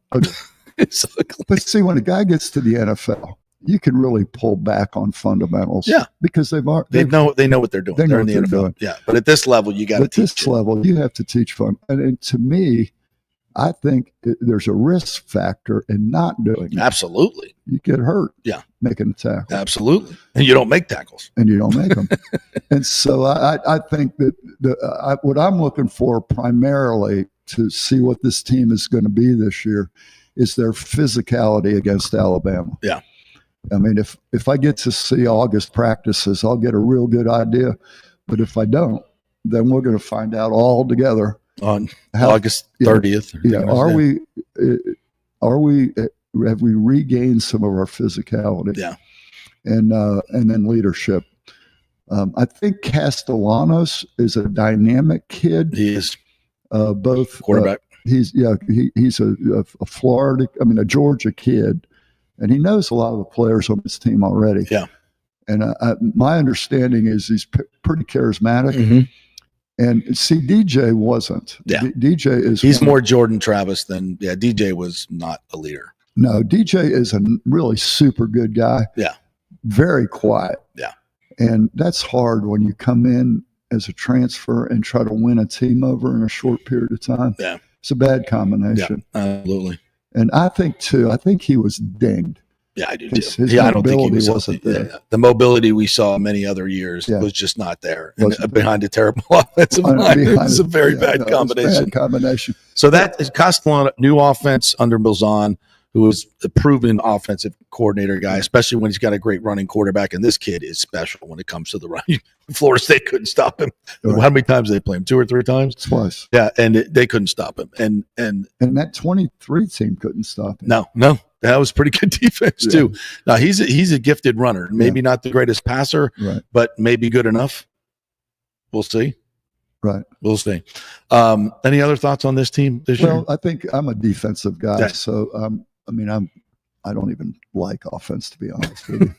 My whole career, you like the new defense coordinator, Tony White. Yeah, he's a super good guy. When you meet him, he's very he's gregarious. Yeah. And he has a good background, and I don't know anything about a 3-5 defense. I'm learning as I go. Yeah. But it does give you everything I've studied. It lets your players to make plays. Yeah. You can blitz from a lot of different positions. You can change. It's a flexible defense, so you can walk into a 4-3 if you want to, or 4-2, whatever you want. But I'm very curious to see what Tony says is he's got athletes. He's got defensive backs and linemen that can run, and so he's excited about it.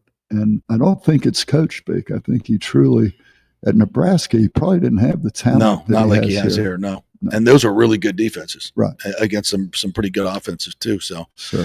Looking forward to it. Jerry, tell everybody how they can get your content. By the way, the Osceola.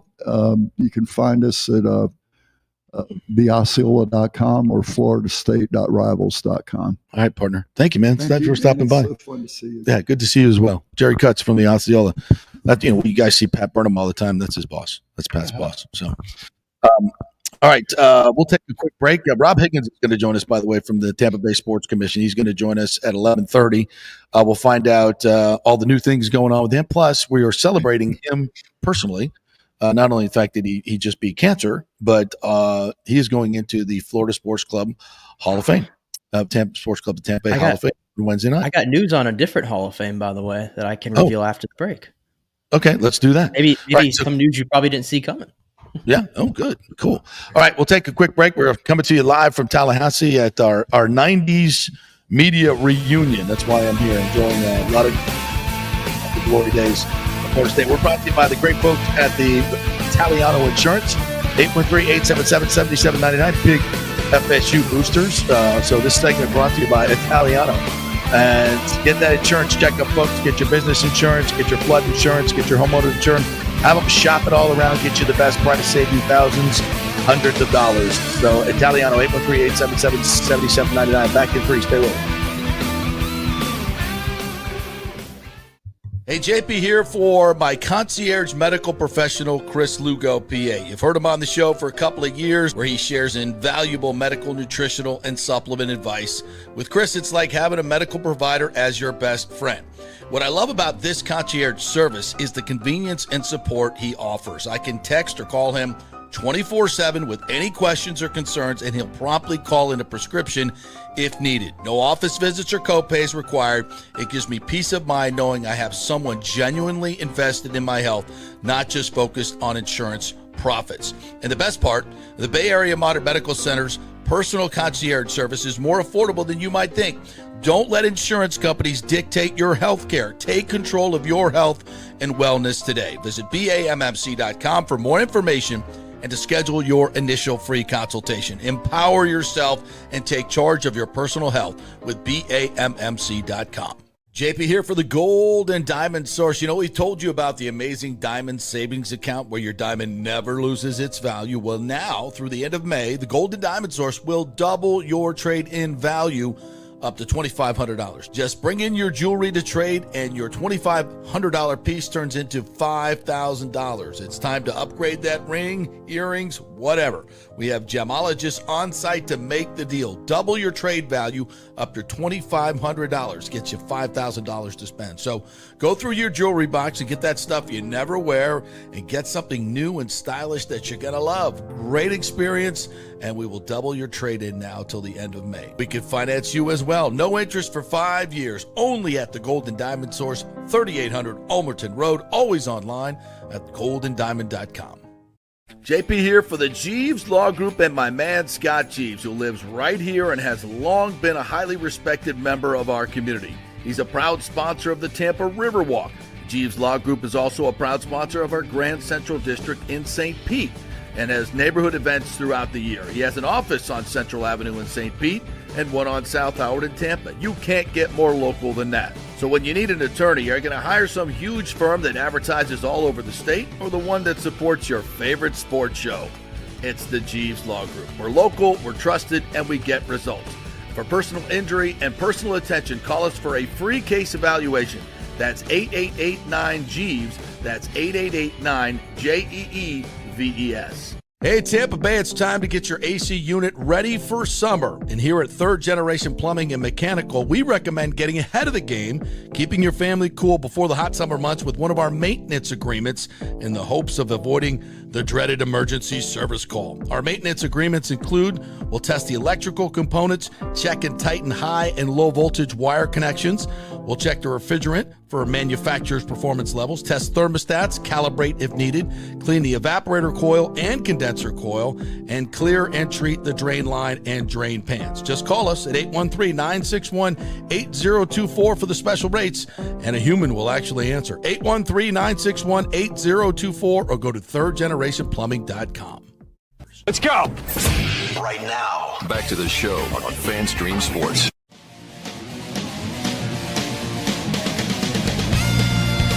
All right, welcome back to the JP Peterson Show, coming to you live from Florida State University, Campus Stadium, right behind Florida Stadium later on today. So I'll give you some great pictures to bring to you on our social media. I want to remind you that the Golden Diamond Source in June will be celebrating with offering 15% off the June birthstone, which is pearl, alexandrite, and moonstone. Each gemstone carries its own unique significance and style, making them perfect for any summer occasion. And right now, enjoy 5 years interest-free financing. You can own a stunning $5,000 ring and pay only $83 a month with zero interest over 5 years. So shop online and get 15% off the June birthstones, including pearl, alexandrite, and moonstone. So head on over and make this summer unforgettable at the Gold and Diamond Source. They got a great men's section there, by the way. If you're looking for a beautiful watch or a chain or some type of bracelet, whatever you're looking for, they have great stuff for you guys as well. So head on over to the Gold and Diamond Source. Get you something nice for Father's Day. How about that? All right. You have some exciting news for us. I think I know what it is. Yes, Jim Leavitt is going into the USF Hall of Fame class of 2025. They just made the announcement. He's one of 5 members going in, and the other notable one is Amir Abdur-Rahim. So 2 of the great coaches in the history of USF rightfully going into the Athletics Hall of Fame. Well, that's great. And, they brought Jim back to an event, I think a couple of years ago when they first started the Hall of Fame and kind of brought him back into the fold. For those of you who don't know, longtime football coach here, started the program, was incredibly successful, took it to number 2 in the nation, beat Auburn at Auburn. And then there was a mishap, a misslap, you might say, allegedly. And there was a lawsuit. It got ugly between USF and Jim Leavitt. USF lost that lawsuit, by the way. So he got a settlement, blah, blah, blah. So there was, kind of some bad blood for many years. But now they have rectified that with the new leadership over there, brought him back into the fold, and now rightly making him a Hall of Fame member, because you cannot talk about USF athletics without talking about the great Jim Leavitt. So. Yeah, time heals all wounds. And what is this, 15 years after the incident that he goes into the Hall of Fame. So that's good to see. It's been a year of healing wounds and recognizing some great coaches / players in the Tampa Bay community. When you look at John Gruden and the Bucks and them being back on good terms, and Gruden going back in the Ring of Honor, obviously Longoria getting his retirement and then going into the Hall of Fame, I believe, next year. And of course, everything that's going on with the sports club of Tampa Bay that you're going to be hosting here pretty soon. That'll be Wednesday night. And Rob Higgins is going to join us here in a little bit. And we'll celebrate him and him being named to the Hall of Fame. All right, let's get to some of the comments. Daniel Rivera, good morning to you, says, good morning, gentlemen. Give Neander a real owner here in Tampa Bay and watch him really be aggressive. Yeah, I was mentioning that. It's, the Morrell thing, he had to go try to find a slugger. They wanted to make room for Caminero, so let's go find an outfield slugger. But you can't add any significant payroll. So you're the pool of people that you're trying to get is very small. So if you say, hey, go find us a slugger and we'll trade, Paredes, imagine who you could have got in terms of an outfield slugger if you were willing to add payroll. But of course, with Stu, that's not going to happen. So I think you have to give Neander a little bit of a pass here. But the problem is, don't let the mistake linger, right? Just if you've got a player in Chandler Simpson who's hot and playing well, and you just can't say that Morel is a better player. He's not, and he's certainly not going to help you win games now, as Chandler Simpson certainly is. So that's it. Bottom line. If you're trying to rehab or trade Morel, trying to make him look better, give him some opportunities, it's not going to happen. He's not going to turn this around. So you're just delaying the inevitable of getting rid of him. You're not going to get anything for him. So I don't know. I think you just cut bait and move on. All right. What else we got here? Danny Sledge, intern Danny says outfield should be Chandler, Johnny DeLuca, and Josh Lowe. Well, DeLuca's got to get healthy, number one. But when he does, I would like to see that. But Meisner and Mangum have talent, and you don't want to stunt that either. I don't know. What do you think? I mean, DeLuca had gotten off to a really hot start before the season started. Remember, before the injury, rather. So I have to think, like, once he's healthy, he probably does slot into a starter role. Obviously, Josh Lowe is going to start, but as I sort of mentioned earlier, I just don't know how far down the pecking order Chandler Simpson is right now, because clearly they want him to get his work out some of his kinks in AAA, and that's going to take some time. I don't think this is going to be an immediate thing. Injuries can always pop up like they have this year. It's not necessarily a bad thing that, the Rays have run through like 8 or 9 outfielders this year, and every single one of them, not named Christopher Morel, has come up and given you something. Like even Travis Jankowski, when he had to play, was doing things at the plate, right? Mm-hmm. It's funny. Like I'm talking about all the good things Meisner doing and Magnum and Travis Jankowski. Like I just can't find you one thing that Christopher Morel has done solid this year. And it's crazy that he just continues to get a pass. But listen, Taylor Wall's gotten a pass at the plate for 4 years. Curtis Mead continues to get a pass at the plate. So I don't know what to tell you there. Yeah, no, I agree. Yeah, Curtis Mead, that's another one. Mangum had 2 big-time catches out there in center and hit his first MLB home run. Mike H says, "Yeah, that was cool with his family there. That was a nice moment." Did not realize that his father played in the NFL, and I think he played his last game at Raymond James Stadium. In fact, yeah, how about that? Did not realize that. Great story. Robert Williams says, "Is the Twins' slow sale affecting the Rays sale?" I think it shows you that what the teams are worth. Like the Twins, have a beautiful downtown ballpark. They've drawn extremely well. Not so much lately. They've gone into debt. I believe they have about $400,000 debt on the team. I don't think there's nearly that much on the Rays, if at all. Shouldn't be. He's been taking profits out for so long. So I think the fact that, and that's looking at about a $1.7 billion sales price. And I think that team is, obviously with the stadium more valuable than the Rays are, and with their fan base. So if Stu is looking for $2 billion reportedly, and that's what I've heard, and it's valued at 1.4 and is being offered 1.8, you would think that you could get a deal done. But when you're dealing with Stu, it's a totally different deal. Rick says Stu is saving the dugout water for future use. He may sell it to FEMA. They missed their opportunity this week. A lot of fans show up. You could have sold them some dugout water. Mike H says MLB is slow walking Stu out of the picture. I believe that to be true. Douglas Batista, thanks again, by the way, for your kind and generous donation to the JP Peterson Show. We appreciate that. Says, I was at the pre-construction sale. It was a nice event, nice idea for the fans, but there was no one checking fans before they left the shopping area. So greedy, people took advantage. It was a shame. Well, again, I mean, should that come as a shock if you don't control people, how much they can take, that they're going to take a hell of a lot more than they're allowed to? Is it kind of interesting to you at all that there were that many people that showed up and waited in line and not great weather for that? But I think it just goes to show. I think it just goes to show how great these fans are. I mean, people want to dog the Rays, and they don't have a fan base. It's nothing could be further from the truth. Nothing could be further from the truth. There's so much. I mean, we talk about it and we chat about the Rays, and the numbers go through the roof. The TV numbers are through the roof. You've seen what I think is a great response from the fans in Tampa at Steinbrenner Field. There's a huge interest in baseball. Imagine what would happen if we actually did it right. if we had an ownership group that the fans were supportive of and eager to support, and in a centrally located stadium, well, we don't need to know what it would look like. It would look like the Lightning and the Bucks. That's exactly what it would look like, and that's pretty damn good. It wouldn't look like it looks like right now, and that's a shame.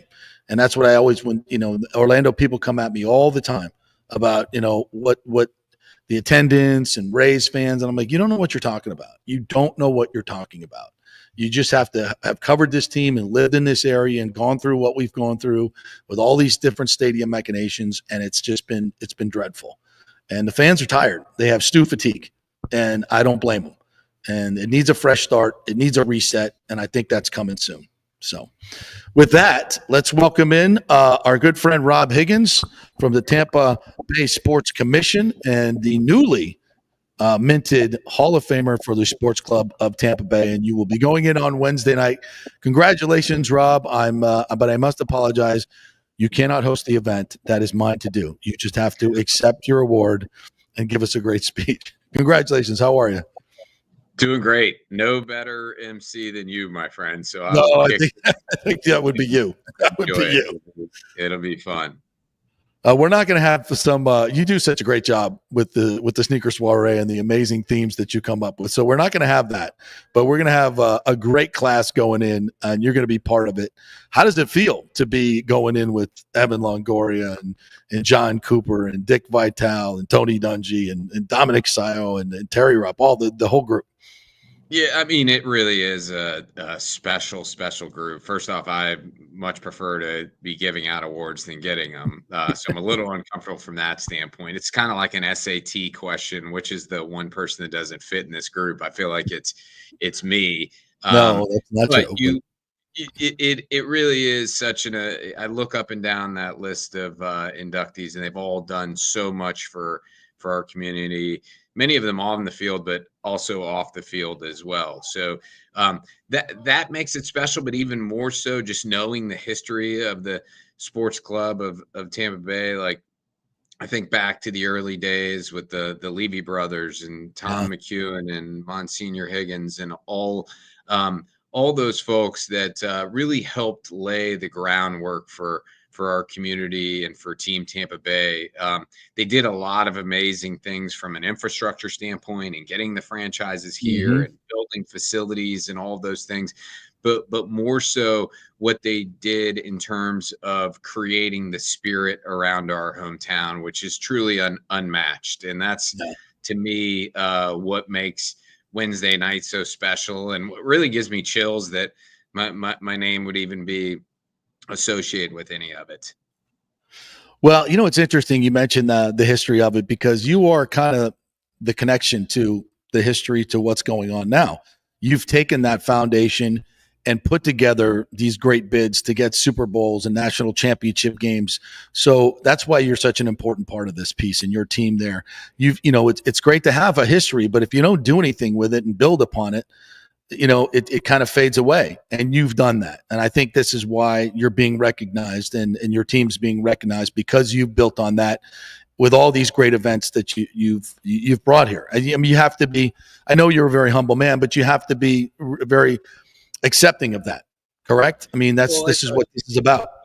You said it best. It's our team. I mean, our team and our community partners and the franchises and everybody has played such an integral role in making all of this happen. And no offense to any of our competitors, but when an event goes to another city, I think a lot of the organizations and individuals there are saying, hey, what's in it for me? How are we going to capitalize off of this event? It's the exact opposite here. And it's because of the spirit or mentality that our community has. When we're bidding on an event, everybody's calling us to say, what can we do to help get it here? When we are awarded an event, everybody's saying, what can we do to help raise the bar? I mean, we just came off our 4th NCAA Women's Final Four, which is a record, and the different experience that was able to be created here for a 4th time. Every single one of those Women's Final Four has been totally different. And the reason why that's able to happen is not only because our community is transformed, but because we have so many great partners saying, okay, have we thought about doing this? If we did that, would it raise the bar? how can we make things different for whether it's the teams that have been here multiple times to the fans and everybody in between. So I think it's that spirit of collaboration, which has really helped pay huge dividends for our hometown. From Super Bowls to Final Fours to Frozen Fours and everything else you've done, is there one event or one effort that you guys made that kind of epitomizes what Tampa Bay is all about, coming together to produce these incredible events? I think they've all they're all really unique, and I would never pick my favorite kid in terms of between Laney and Landon. They're both really special. Now, Right. depending on the day, I may give you a different answer, Right. depending on what's happened that day. But I'll tell you, every event has a story. I mean, I look back and so many have been so surreal. I mean, Frozen 4, for example, we bid on that one, and in 2005, it had never in the event's 63-year history, it had never been to the southeastern part of the country. And now to think that we've had 3 between 2012, 2016, and 2023. You look at Super Bowl, nobody gave us a chance going into the room for 2019, 2020, and 2021. And we presented a really compelling case, and we didn't end up getting it. But then all of a sudden, we were the one city that went in there. And even though we knew it was a long shot, and we told our story when, quite frankly, again, nobody gave us a chance. And then all of a sudden, the LA Stadium construction fell behind. And we were awarded the event on short notice because we could step in and we had presented that case. And then you think we're in the middle of a global pandemic. Right. Tom Brady becomes our quarterback. We planned an entire Super Bowl in our boxers at our kitchen table on Zoom. I mean, like every one of those I could go through. Every one of them has a really unique story, and we're just really proud of every single one of these events. Well, it's been a big year for you, Rob Higgins, joining us here from the Tampa Bay Sports Commission. You beat cancer. Like, I mean, getting a Super Bowl is pretty cool, but that's pretty good too. What was that journey like? Encourage, talk about surreal. It definitely was one of those things. I just thought I was going in for routine colonoscopy. Everybody says, oh, the prep's the hardest part. And I believe that. And then all of a sudden you wake up surrounded by doctors and they share the words that you never want to hear.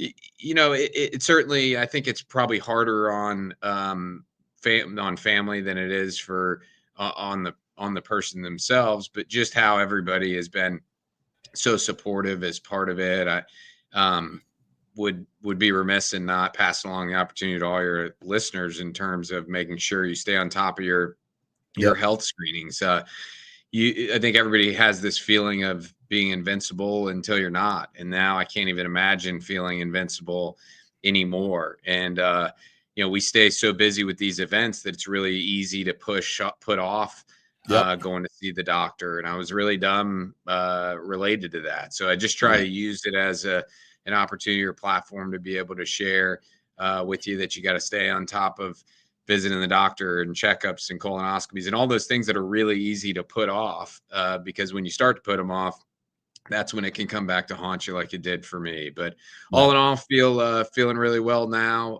in a regular screening pattern in terms of scans and whatnot, and hope to be able to stay on the right side of the equation. That's for sure.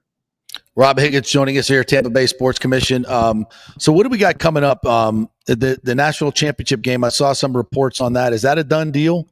Or is that conditional on? We continue to have great conversations. I would qualify it that we're in the red zone in terms of continuing to work with the college football playoff. I think we're hopeful. That's an event that we loved hosting back in 2017, and we've done anything and everything we can over these last 8 years to be able to try to get it back. So we're really passionate about trying to make that happen. It's not done yet, but we want to work towards that end goal.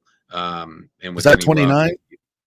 20? We're in communication on 2029, but certainly again, we just want to make sure we're doing everything we can to try to get it back. Now, in terms of the immediate future, an event that we've been working on for the last decade is the Stadium Series. We're fortunate to have announced here just a handful of months ago. It's been a long time coming. Really, hats off to Mr. Vennick and Steve Griggs and the entire Lightning organization. That's been one that's, like I said, been years in the making. It's going to be a phenomenal event. What's more Team Tampa Bay than the Tampa Bay Lightning playing in the home of the Tampa Bay Buccaneers and USF Bulls? They're right across the street from where the Rays are playing this season. It's going to be a special day come February 1st of Gasparilla weekend next year. And then only a month after that is NCAA Men's March Madness. So to have that event coming back, the first and second rounds to Amalie Arena in mid-March is phenomenal. And then just this past Friday, we announced that the American Athletic Conference tournament is going to be coming in 27 and 28. So a lot of different events already on the books and more that we're working to bring here as well. The other question I get, and I'm sure you do as well, what about Super Bowl again? And what has to be done to Raymond James Stadium to get that done? What can you tell us on that front?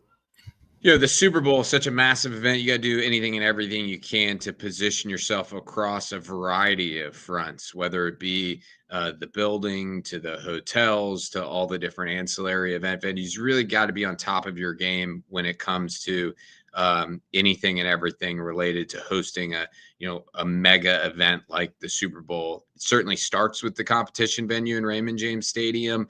There needs to be improvements in order to be able to host a Super Bowl there again. And I know the conversation is going on with our community leadership in terms of working to make that happen. You certainly heard from the Buccaneers and Joel Glazer in that regard a few months back. And we're just really excited about the opportunity to continue to make sure that all of our facilities are state of the art. I think that's been the strength of being able to recruit these events.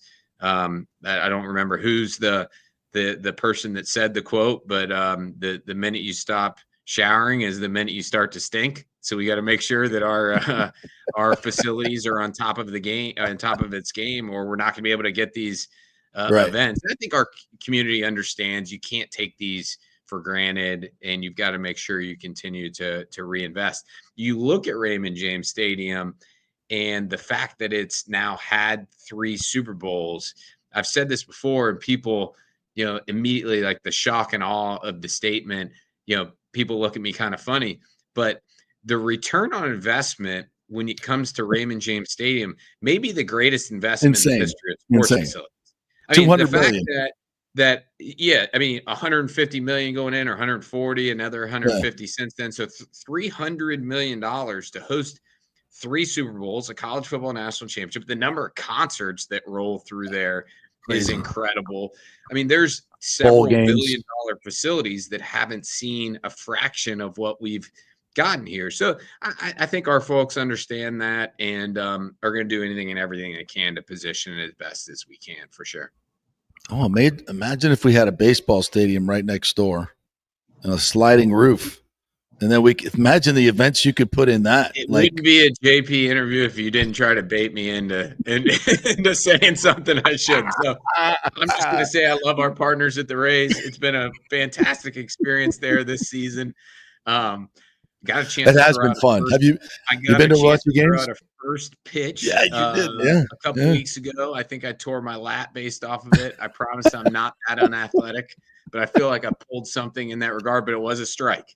It was a strike. Got to warm up better, bro. You got to warm up better. Yeah, I see how you just slid into that deflection too. You're so good. Yeah. The tap dancing began. Well, listen, Rob, thank you so much, man, for joining us. I look forward to introducing you Wednesday night. I'll have a zinger or 2 for you.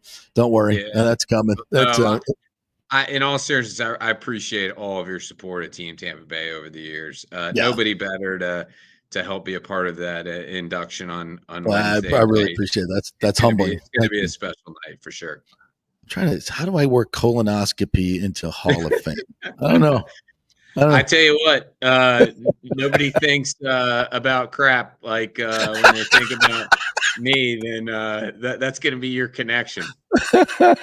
I'll figure out something. It's right in my wheelhouse, right there. All right, Rob. Thanks, buddy. I appreciate it, and congratulations once again. Thank you, JP. See you Wednesday night. All right, see you Wednesday night. Oh gosh, that's fun. That's going to be fun. It'll be a fun time. By the way, we apologize. We're sold out. I know a lot of people want to go to the event on Wednesday night, but unfortunately, we are sold out, tight sellout. But you can still become a member of the Sports Club of Tampa Bay. SportsClubOfTampaBay.org is where you go. It takes $100, and you can enjoy all the great events that we do all year long. We have great speakers coming in once a month at Palmacia. We do great events. We had Brian Ford in last month, and he did a great presentation of all the great stuff coming up, and gave us a little sneak peek into the schedule. That was fun. So we do that all the time. So become a member, and then you're in for next year's Hall of Fame. But this is going to be a really special night. Super looking forward to it. It's going to be a ton of fun. All right, let's take a quick break. We got one more break. I'm going to come back and finish up with all the comments coming in here, and maybe throw a couple of things out there about the new Rays Stadium that is coming. Maybe right next to Ray J with a sliding roof. Who knows? I was just sent a story that I'm very interested in. So you got to read this story. We are brought to you by Third Generation Plumbing. Get your AC unit in tip-top shape for the summer. Call Third Generation Plumbing. They'll come out there and service the unit and make sure that you're ready for the hot temperatures that are coming in your AC unit working overtime. ThirdGenerationPlumbing.com is the website. Go there. Tell them JP sent you. ThirdGenerationPlumbing.com. They offer you AC and anything mechanical around your house. Back in 3 live in Tallahassee. Ciao, Paolo Tini here, owner of Caffè Paradiso, voted number 3 People's Choice Award on Open Table. I want to thank all our loyal family of customers that have been enjoying our great traditional Italian dishes we make from scratch every day. It's a great family story we're proud of. Our family moved from Rimini, Italy in 1984. My dad, Caesar, started Donatello, and that's where I got the start in the restaurant business. I started Caffè Paradiso on South McDill in 1995, and we've been there ever since. From our traditional ossobuco, a veal slow roast for 4 hours, to our daily fresh catch, the Gruppo Paradiso, with a piccata sauce and lobster claw meat, homemade pasta like lasagna, farfalle salchicha, which is a bow tie pasta homemade with fresh sausage. Hold on a minute, JP's favorite. I love it. So come and have a glass of wine with me on South McDill. Get a reservation on Open Table and see all our 5-star reviews. Ciao, see you soon at Paradiso. Going through a medical emergency without health care insurance can cause you to go into crippling debt.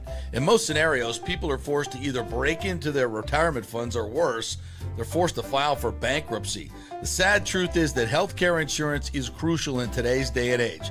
Look, I get it. Many of you think you're never going to get sick and health insurance is really expensive. Well, we can help you out with that. Depending on your income, we can find great plans and huge discounts. God forbid you get cancer, a car accident. It could literally ruin you financially for life. So make the call and find out. Even though the open enrollment period is over, you may have some qualifying life events that can help you get covered right away. It can be very complicated, a very intimidating process, but we can help. Go to our website and check out all the 5-star reviews about our helpful agents. Go to don'tgouncovered.com or call 800-669-1505. That's 800-669-1505. JP here for Riveters, the official sports bar and grill of the JP Peterson Show. We're located just south of Ray J and Steinbrenner Field, so it's a great pre- and post-game spot, and the happy hour is amazing. Monday through Friday, 3 to 7. Check out these specials. $3 Bud Light drafts, $4 domestic bottles, $5 wells, $6 premium wells, $6 cocktails like margaritas. That's unheard of. And the Riveters food is freshly made daily. No freezers. Happy hour food specials include $3.50 tacos and barbecue sliders. $6 you get edamame or chips with the beer cheese, which is amazing. $8 buffalo chicken dip, my favorite. The truffle fries, chili cheese fries, also $8 at happy hour. As well as other specials throughout the week, including Taco Tuesdays, you get $3 tacos, and Wing Wednesdays, 7 o'clock to 1 a.m. in the morning, you get our amazing wings, 5 for $5 and $5 wells and wines. That's a good Wednesday night. So if you're tired of the preppy, overpriced, generic sports bars, come see the amazing, friendly bartenders and staff at Riveters, where customer service really matters. Riveters, just south of where the Rays and Bucks play. We'll see you there. JP here for my friend Jason Fawcett, owner of On-Site Construction. They do residential and commercial renovations and new construction. As a leading home builder and general contractor, On-Site Construction prides itself on transforming homes through superior craftsmanship, dedication to client vision, and an unmatched commitment to quality and service. It's about building relationships. We take the time to understand our clients' needs, preferences, and budgets so that we can deliver a personalized experience tailored to their unique vision. From the initial designs to the final touches, we're there every step of the way, ensuring that the end result mirrors your vision. Here are some testimonials from happy customers. G. Gibson says, no hidden costs, very honest, reliable, creative, and communicates well. Reasonable and fair with their pricing, no hidden costs. C. Smith said, did not disappoint. I'm very happy with the work. This company really cares and will take care of it. So if you're just thinking about building or renovating, give us a call and let's see what's possible. 813-579-5789 or check out our website at onsiteconstructionfl.com. Let's go. Right now, back to the show on FanStream Sports. All right, welcome back to the JP Peterson Show. Here's where we roll on live from Tallahassee. Florida State University will be getting a inside look at the new construction, the new Campbell Stadium, the new premium seating coming up later today. So keep an eye out on our social media at the JP Peterson Show. And we'll put some pictures up and all kinds of stuff. We'll give you a little tour behind the scenes. How about that? Can't wait. And it will all be ready when the Alabama Crimson Tide come in here and College Game Day. Maybe. How could they not? How could they not? I mean, that's Coach Corso's call. How do you as much as ESPN hates Florida State, not even they would make the mistake of. I mean, where else would they go on that? The only other one is the Texas or. But that's being taken up by Fox and Big Noon. Well, it wouldn't be the first time they both share the pregame true. stage. Wouldn't be the first time. And then there's also Clemson and LSU, which objectively is a better game than Florida State and Alabama. That's true. But there's the tie. The tie to Corso is the only reason why. The tie to Corso is the only reason why this is even a discussion. Yeah, come on, do the right thing, ESPN, but doubtful. Mike H says, "Is there any news on the Wander trial?" Well, it starts today, and I saw Jeff Passan put out something. The reports out of the Dominican are. The prosecutors believe they have an open and shut case, that their evidence is overwhelming, and that Wander Franco will be doing up to 20 years in jail. Yeah, it's going to probably take a couple months at least to get through all this, though. But I know if for whatever happens here, if he is not convicted, I guess the Rays are still on the hook for his salary then. Yep. Which is lengthy. $160 million. A lot of money. The new owners might have to pick that up. Daniel Rivera said, went to FSU a few times when we played them, Miami, and I can tell you they have good fans there, especially the older fans. Here's a great vibe at Hauser Stadium. They used that to win their sub-regional. I was going to say, how about a big weekend for Florida State baseball? Jamie Arnold, 13 strikeouts. And then they win yesterday 5-2. Yep. The Gators cannot say the same. They have been eliminated. And, of course, did you see this stuff with their head coach, Kevin O'Sullivan? Yeah, that's what I was going to mention. He was absolutely eviscerated by the Coastal Carolina coach. Evidently, Sully, as they call him, ripped into. Yeah, there's video of it out there now. And it's. Is there? Yeah, it's video. He's going like full on Taylor Walls at this poor Coastal Carolina rep on the field, all because the game got pushed back an hour, and then Florida lost 11-4. Wow, that's a bad look. Yeah, that guy's got some serious issues, but when you win a natty, you get some rope. Mike H says, "Shout out to Wayne Stats for 50 years in baseball broadcasting. He is the best. He is the best. What an incredible run he has had. Awesome that he has been the guy for us for so long." Rick says, that cloud has a name, Tropical Depression Stew. Not strong enough to do anything, but weak enough to ruin your plans. So true. I feel right now with this rain shower that's currently hitting my window. That's exactly what it is. You know what? It was 50 degrees, 58 degrees here this morning in Tallahassee, or yesterday morning. Yeah, it's beautiful here. No, on a June day in Tallahassee. Last night we had a reception out here. overlooking Doak Campbell Stadium. It was beautiful. I mean, it was like in the 70s. It was gorgeous. Meanwhile, I pulled the double yesterday, playing hockey for 3 hours outside from 8 to 11, and then from noon to 1:30 played a softball championship game. And all in the sun. We did not win the championship, but it'll take second. But point being, it's a lot of time out in the sun and a lot of moving. And even me at 26 years old was pretty beat up after. Shut up. 26 years old. By the way, congratulations to Jack Caglione. Speaking of Gators baseball, he's being called up to the Royals. Absolutely dominating double and triple A. This kid is going to be something special in the big leagues. We think. You never know. But how about having Pete Alonso, home run champion, Major League home run champion, home run derby champion, Kyle Tucker, arguably top 5 player in the game right now, and now Jack Caglione, all coming from the same high school, Plant High School. Are you kidding me? Like, that alumni game would be better than better than a Rockies game. I mean, seriously. Spread this talent around the state a little bit. How about get some of it home?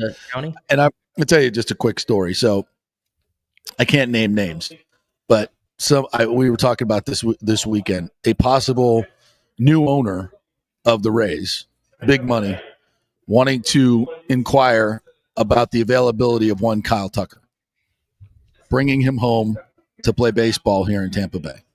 Can you imagine, if you will, the Tampa Bay Rays, new ownership, saying, hey, not only are we buying the team, not only are we building a stadium, a beautiful state-of-the-art stadium in Tampa, but we're also, and this would actually mean something, not the Rays, hey, we were in it on Aaron Judge, not that. We were in it on Freddie Freeman. This is like an actual owner who's going to come out of the gate and say, we're going after Kyle Tucker, who wants to come home and play in Tampa and would love to play and finish his career in a new stadium in Tampa. How about that? That's right, Rays fans, you can have that. That's possible. In fact, it may be happening. Can you imagine? I can. And you know what? After what we've been through, we deserve that. We deserve that. And people are like, oh, really? Like, you know what? Imagine you could have Pete Alonso and Kyle Tucker on the same team coming home to play in Tampa. How about that? I would love that. I wish to have Jack Caglione, but Caglione. Imagine if we got all 3 of them. Holy shizbang. Mario Christian said, I read somewhere that Franco's looking up to 20 years of convicted. Yep. Hey, there was a comment there. I think we didn't touch on it, but you had it up there. Someone mentioned Zach Littell. Oh yeah, Zach Littell. I did want to make a point. 17 pitches. Yeah, first complete game since 2021. Ryan Yarbrough. And it was crazy because the way that game started, he did not have good stuff. He was getting hit around quite a bit, and then all of a sudden, I think he went 3 or 4 innings of no hits. The Rays got a big lead, and every inning I was like, okay, surely he's done, right? Surely he's done, right? And Kevin Cash just kept putting him back out there. And I was like, wow, they're rolling with this. And even yesterday, Todd fell over 100 pitches. I was like, wow, 2 days in a row of this. But Zach Littell, man, grinding his way through outings. I mean, leader of this baseball team, no doubt about it as well. And so much made about what the Rays should do with this pitching staff, because Joe Boyle just pitched another 5 innings with no runs, 9 strikeouts.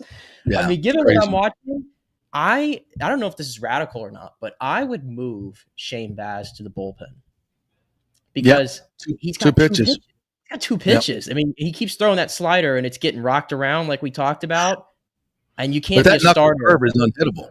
Yeah, and the fastball knuckle curve. Yeah, you can't be a starter with 2 pitches. And if you look at it, after you get past the 3rd inning, that's when he starts to get rocked around a little bit. Yeah, the 3rd time. I don't hate the idea. Shane Baz in the bullpen, bring Joe Boyle up. Can you imagine that, having him as an 8th inning guy and then Fairbanks in the 9th? Yeah, because I mean, I would have hhim replace Yesetta. Montgomery. No, I'd have replaced Yesetta. Yesetta's stuff is just not there. Yeah, it's flattened out. It's just he's kind of lost it. Michael LaRue says, I believe they sent Chandler Simpson down because of service time manipulation. He got called up so early because injuries of the Rays would have a full year of control. That's not something that they haven't done. I don't know. I haven't looked at the exact numbers, Michael, but philosophically, absolutely. That's something that they've always done. I'm sure it played a little bit of a role, but I don't. Not I as think much if lately. we said, I think if we said if Morrell had an option, he would have gone down. Yeah, that's true. I think, but the fact that it doesn't matter at this point. He's just not. Do they really think that he's? I mean, keeping him up here. So basically, what you're saying is, we think he's going to catch fire. We think he's going to, at least have some trade value. Seriously, you really think that's going to happen? Or you really think that Simpson needs to go to the minors to work? Like going to the minors to work on your defense when you need to learn the sight lines and the lights and everything else in major league ballparks. Here's the thing. They obviously want Morrell to keep playing and everything and keep plugging away and everything. But I want the Rays to win games. I don't want Christian Morrell out there while the Rays are trying to make a wild card run. So sense of urgency. Right. The guy's a pair of shoes. Rick says, we talked about this earlier with Jerry Cutts from the Osceola that covers FSU and been covering for 40 years like me. Players getting upset because of the reporting.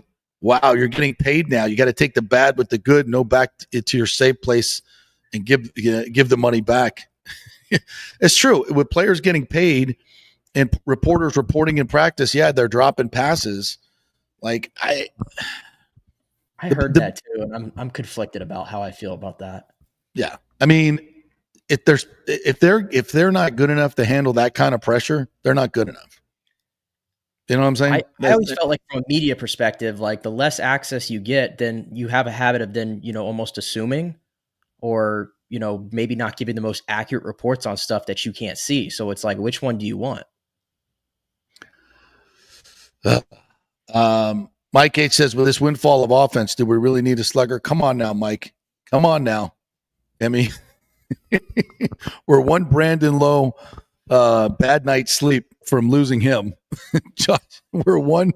We've made it this far into the season with no issues with Brandon Lowe. I know, but every day brings another day, right? It's no, we need to keep adding players. Have we caught the Yankees yet? I don't know. Let me check the standings real quick.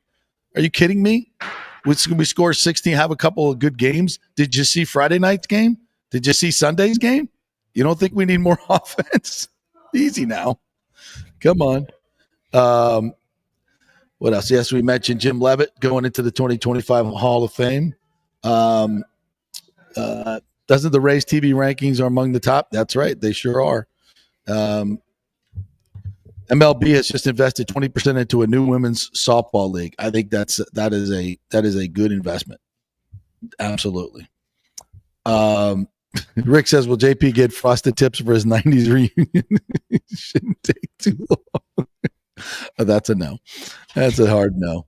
I have actually never seen – you never had frosted tips, did you? I have never seen a JP frosted tips. I had naturally gorgeous flowing blonde hair. I didn't need frosted tips. Are you kidding me? How's it look now? What's under the hood? Let's go ahead and just put that back down and let's. Not much. I mean, it's not like the old frat days, to be sure. All right, so we're done here. Thank you to Rob Higgins for joining us here. Nick, great job as always. Thank you guys for joining us as always. Don't forget to like and subscribe on our YouTube pages, FanStream Sports Tampa, FanStream Sports Dallas, and also like and subscribe on Apple and Spotify as well. If you ever missed anything, go catch it all as a podcast. We will be back tomorrow. I will be live from here, telling you all about the new stadium, what we see today in the tour, and I believe Scott Reynolds going to join us. DJ Reeves talk a little Bucks football, and we'll do that tomorrow. Have a great day, everybody.